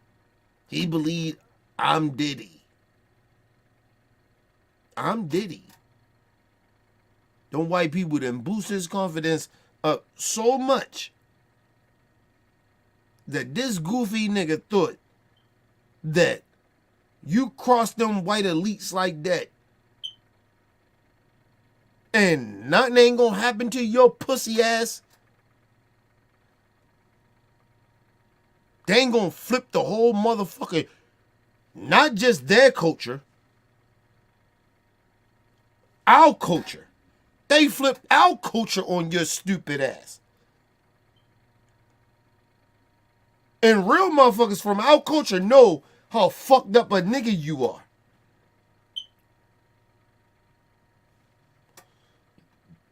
And they knew how people in our culture thought about Diddy. Real motherfuckers. And this bitch ass nigga, I'm Diddy. You don't leave? You don't do a Russell Simmons? You goofy. Listen, I'm going to tell all you fucking niggas that's celebrities and rich like that and fuck around and you are part of that bullshit that they're about with the elites. Negroes. When they come at you for one little thing, when you fall out with them, you better do a Russell Simmons. Dumbass niggas. Stupid ass. Diddy stupid. Nigga, you supposed to do a Russell Simmons. Fuck wrong with you? Get the fuck out the country, nigga. Get the fuck out of here. They can't touch Russell Simmons. And I ain't saying that Russell Simmons ain't do what he did. I'm just saying they can't touch Russell Simmons. And the bad part about it, stupid black people in this country, we want to look at, oh, they did some horrible shit. They did Russell Simmons and all of them did horrible shit. Nigga, think about all them white people that did horrible shit. And they still elites. They still up there. Doing what they do. Still playing niggas. And you niggas are mad about the niggas. You think that they got that much power? When the black niggas blackball other black people, you think it's them? You really genuinely think it's them? Are you that damn stupid? No, you get blackballed from the white folks.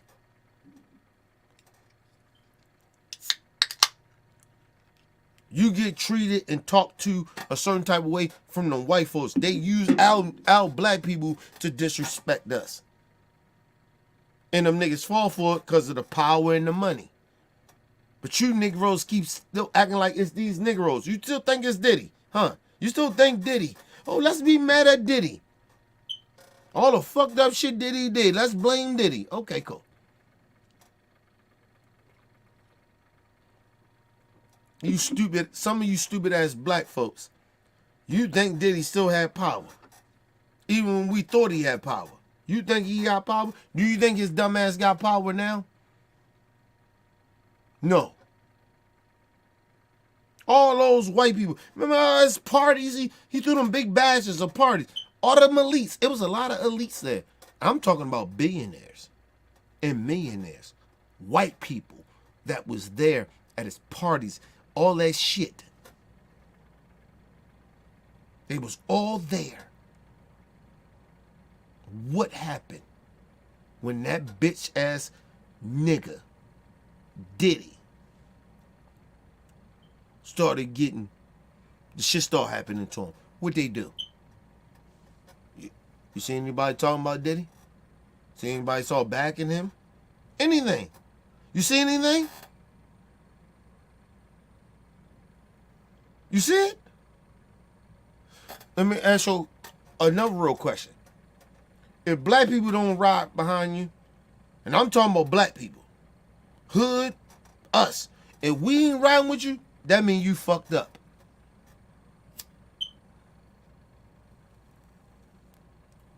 That means you fucked up. You fucked up. Because listen, nigga, we'll go against them racist white people. But if we know that what you did, we ain't riding with you. That's one thing about black folks. We know you fucked up, nigga. No, nigga.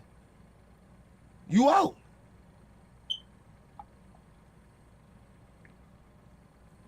And understand, the reason that black people are like that is because we know what Diddy did. We know what he did to our people. We know what he did. And the crazy part about it is that black people, we accepted him because it's culture. He brought so much to the culture. So we kind of allowed this bitch nigga to be there. But we know what this nigga did. And then the fucked up shit happened, nigga. We ain't fucking with Diddy, nigga. Get his ass out of here. Fuck him. When black people turn their back on you, you're done. You're done. See, them white people keep saying, all white people, you know, some of these things, oh, the white people turn their back on you, you done. No. When black people, when a big majority of black people turn their back on you and say, fuck that nigga, you're done. That's why Diddy is done. It ain't because of white folks. Because if black people get behind, a big majority of us get behind Diddy, nigga, we gonna ride. That's why OJ got off.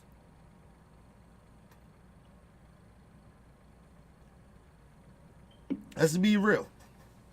That's why OJ got off. OJ got off because of the simple fact of black people got behind his pussy ass. God rest his soul. But fuck OJ.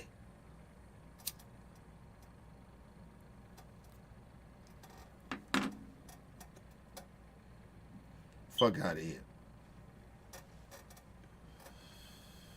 And the only reason black people got behind OJ, and let's be real, we know, real black people know that nigga was guilty. He did what he did. But we roll with him because of what they did to Rodney King. That's why we roll with OJ. And still to this day we do.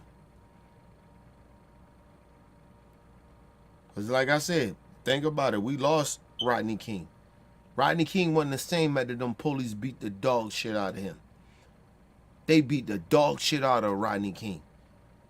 And he wasn't the same. That nigga drunk himself to death.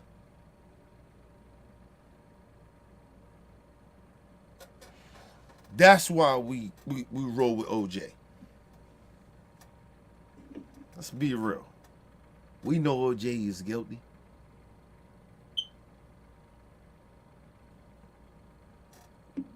But we ride with OJ. Still to this day.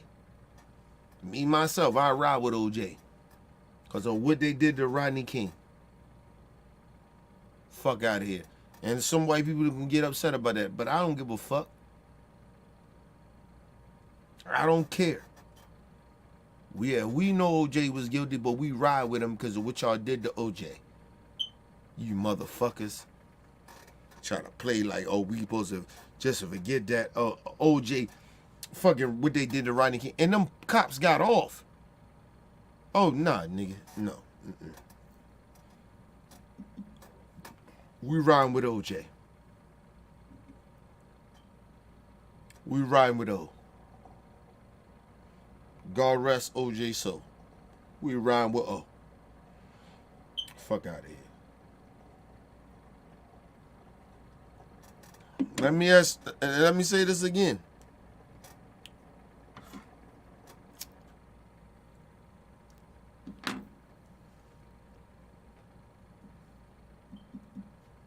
There's a couple of things that's gonna happen with this Diddy shit. Right?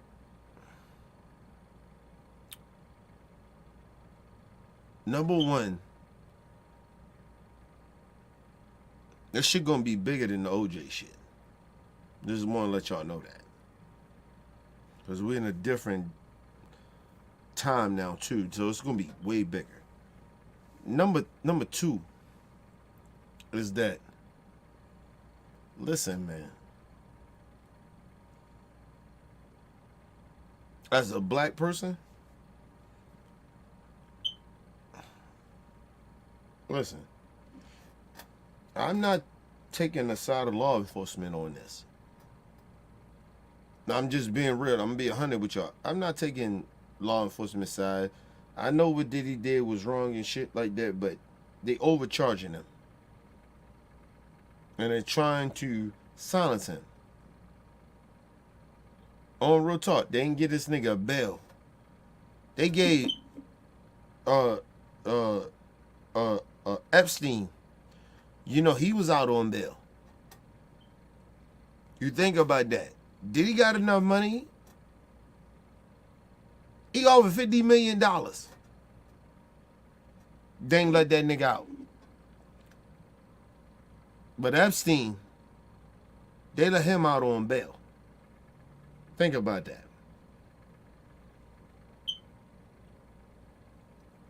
They're trying to silence.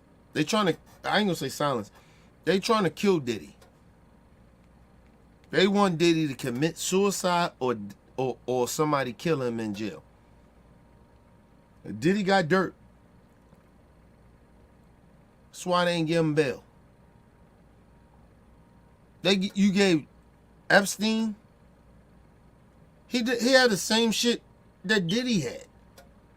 Sex trafficking. Same shit in New York. And they didn't give Diddy that? Man, please, man. They trying to kill Diddy. They trying to silence that nigga. I'm telling you. Trying to tell y'all, man. Y'all not paying attention to this shit. Let's go to a quick commercial break, people. We'll be right back.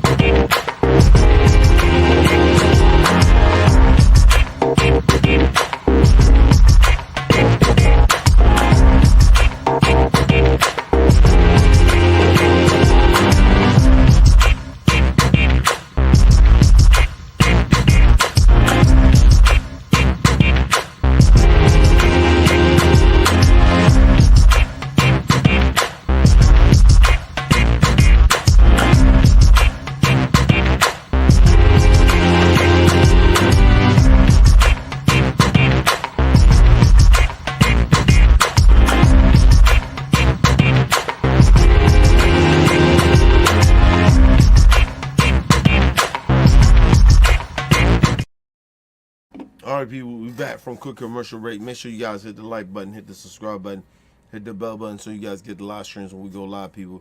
And if you can, donate to the channel. Make sure, and if you can, people, make sure you donate to the channel. If you need more information, donate to the channel and subscribe to the channel. It's down that shoulder below the screen. Make sure you guys hit the like button and make sure you guys share the live streams, people. All right, listen. Think about what they doing today.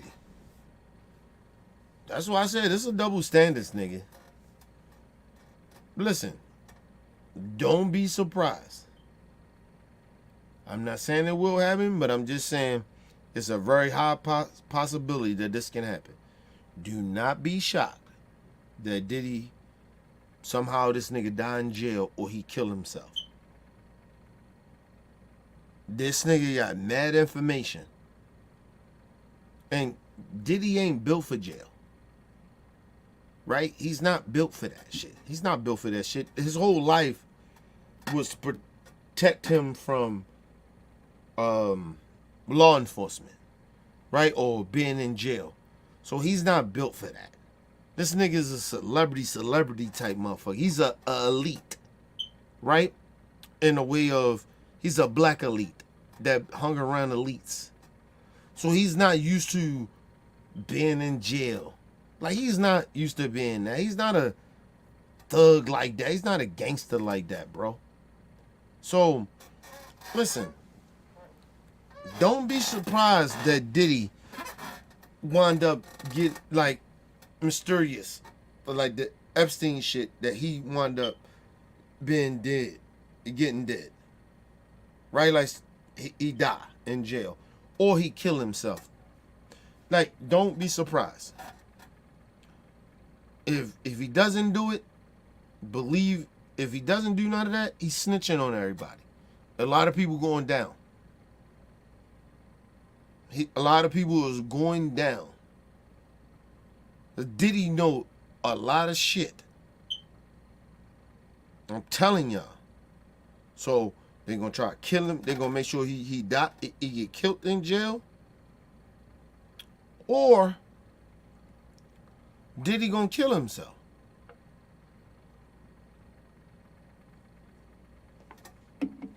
I need y'all to understand that. Diddy know a lot about these niggas in Hollywood and all that. All the niggas was partying with him. They was doing them parties and shit. This nigga had videos in his house. He was doing parties in his house. With videos. It's like you coming at my house. I got cameras all over my house. And we doing freak shit here. Nigga, all y'all on camera. All of y'all on camera. Shay Gang here. I got her shit on camera. We all came in. We did this shit. All on camera. With her family. All that shit is on camera. It's recorded. Imagine you doing shit, I ain't do no shit like that, you know. But I'm just saying, like, a motherfucker sitting there, like Diddy is recording this shit. And they talking about they just got some shit. No, Diddy got other cameras, nigga. Not the shit that he just had in his hand video court. They got shit with Diddy with the other cameras that they didn't know that Diddy had. In the house. You can walk around Diddy's house. It ain't no way you can go around Diddy's house, not even a hallway, and you ain't recorded. Diddy had hidden cameras everywhere.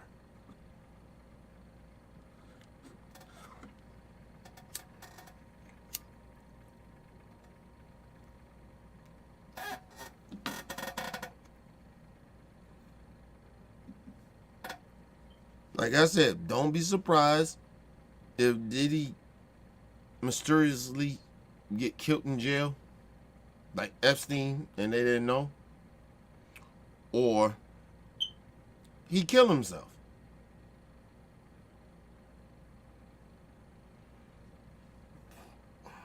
And if Diddy do so, he go to court, he do all that shit, Don't be surprised Diddy don't throw people under the bus.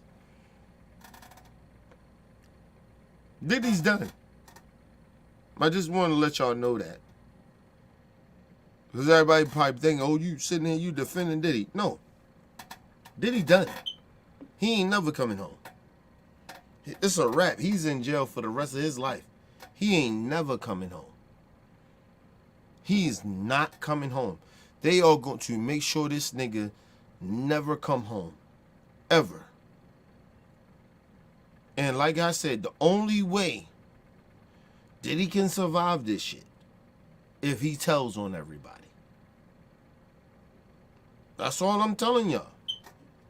And like I said, if I'm in Diddy's situation, let's just be real. If I'm in Diddy's situation and I was doing all this fucked up horrible shit, nigga, I ain't just going down. And you know why I'm saying that? Is because, nigga, I'm in this predicament and where all y'all at? Y'all supposed to be my friends and shit. Y'all ain't riding with me. I'm in trouble. Ain't nobody fucking with me like that. Nigga, if I'm Diddy, nigga, all right, y'all niggas like that, well, fuck it. I'm gonna bring y'all niggas down with me. See, loyalty goes a long way. Nigga, you gotta ride. But if niggas ain't riding, nigga, fuck that, man. I can say that now. You know why I can say this? I can say this now. Because I ain't in the streets and shit like that. So I can say that. But if I'm a street nigga, nah, I probably wouldn't do it. I'll probably just go down. I'll probably go down with all the bullshit. I ain't gonna lie to y'all. When I was a street nigga, and I was about that shit, and I was all in that shit, I done went down.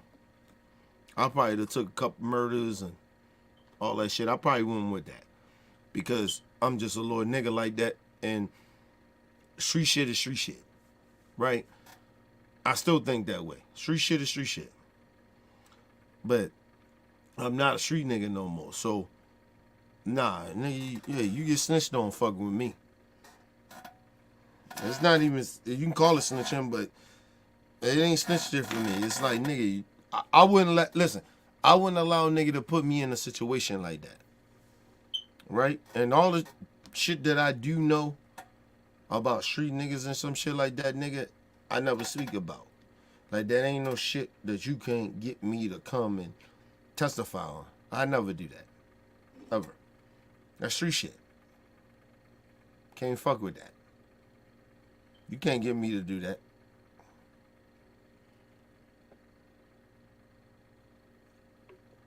But anything that happened now outside of my street shit, I mean not being a street nigga, yeah, nigga, oh no.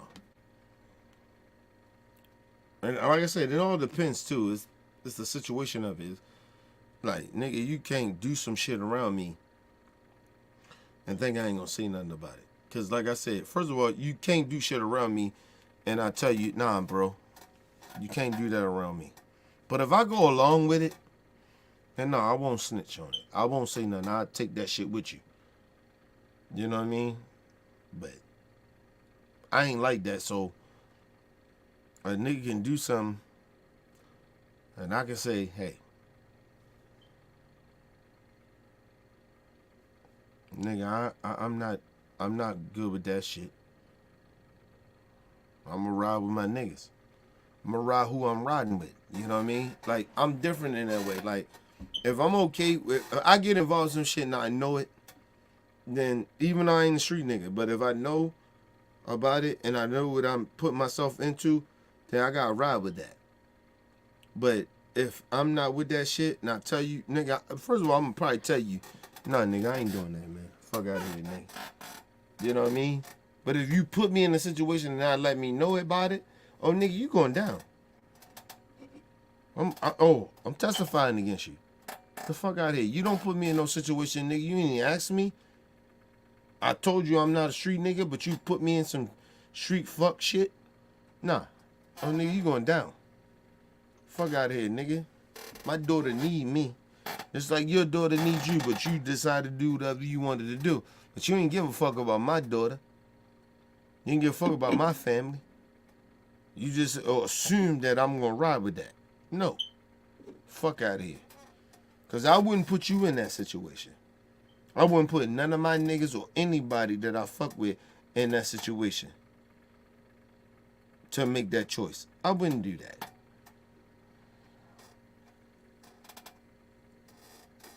Cause like I said, shit is what it is. Niggas always trying to talk that gangster shit. But nigga, no. Here's the Skill Bedtime Stories Alexa. by Volley Incorporated. Alexa. Welcome to Bedtime Stories. Alexa. Let's look for a story. Stop. I don't know what the fuck she's saying. Welcome to Bedtime Stories. Alexa. Let's look. Stop. Come back next time you have trouble falling asleep. Bitch. Well, you know my sleep. Anyway, never mind. But yeah, man. Nah. I tell niggas all the time, man, don't do no shit around me, man. You know what I mean? If I don't embrace that, don't do nothing around me. No one, I'm a real nigga like that. But if I know what's going on and I go with it, then I'm with it. But if I'm not, and I tell you I'm not, don't do that shit around me. Don't do it around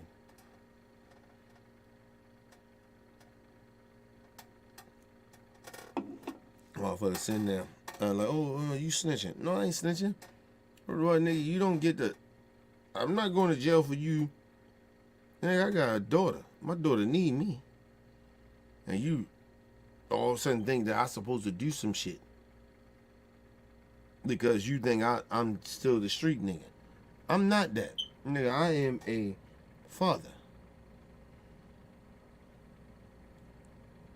I am a husband.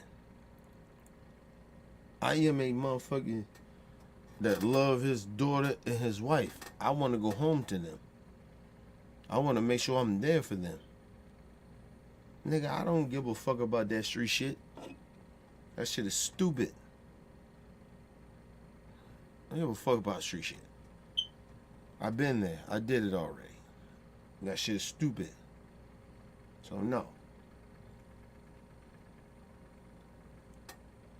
Unless I say I'm about the stupid shit that you're about, and I agree with it, then you, okay, that's fine. But if I don't, oh, nigga, you going to jail fucking me.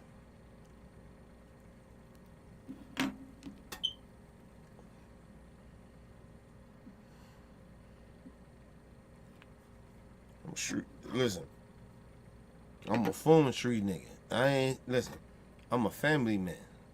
My daughter and my wife come first. Or even over me. So, nah, nigga.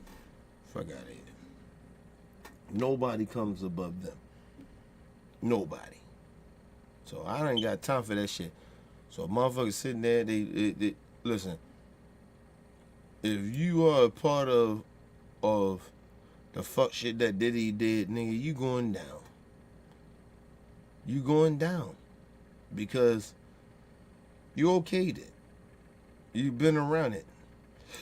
It's like if a motherfucker came to me right now and was like, oh, I did all the shit I did back in the day. Hey, bro, some shit up. I never speak on it. Like, nigga, I'm not getting no nigga locked up for no shit that I did back in the day. If you say I'm a perjure myself, I do it. Because I can't speak on that shit. That's street shit. Can't speak on that. I can't speak on that. Nigga, I was loyal to that. It's a difference. But I never do that. My niggas know that. Like, nigga, whatever shit we having back in the day, nigga, that's our shit back in the day. I ain't gonna never, ever snitch on niggas on that shit. Because I was a part of it. I know about it, so fuck all that. Fuck out of here with that. Nigga, I took the bid for that. I take the bid for my niggas, but you asking me, would I do that now with my daughter and shit like that or do some fuck shit? No, hell no. But back in the day, some shit you try to bring up and try to come back on me, nah. Nigga, I robbed my niggas on that. Nigga, I'm loyal to that. Because I was a street nigga with that. So I got to not. There's no snitch code, nigga. I'm a loyal nigga like that. Nah, fuck out of here. Whatever happened back then, it happened, nigga. I ain't embracing and endorsing, and I ain't okay with it now. But when I was doing the shit, yeah, I was okay with it.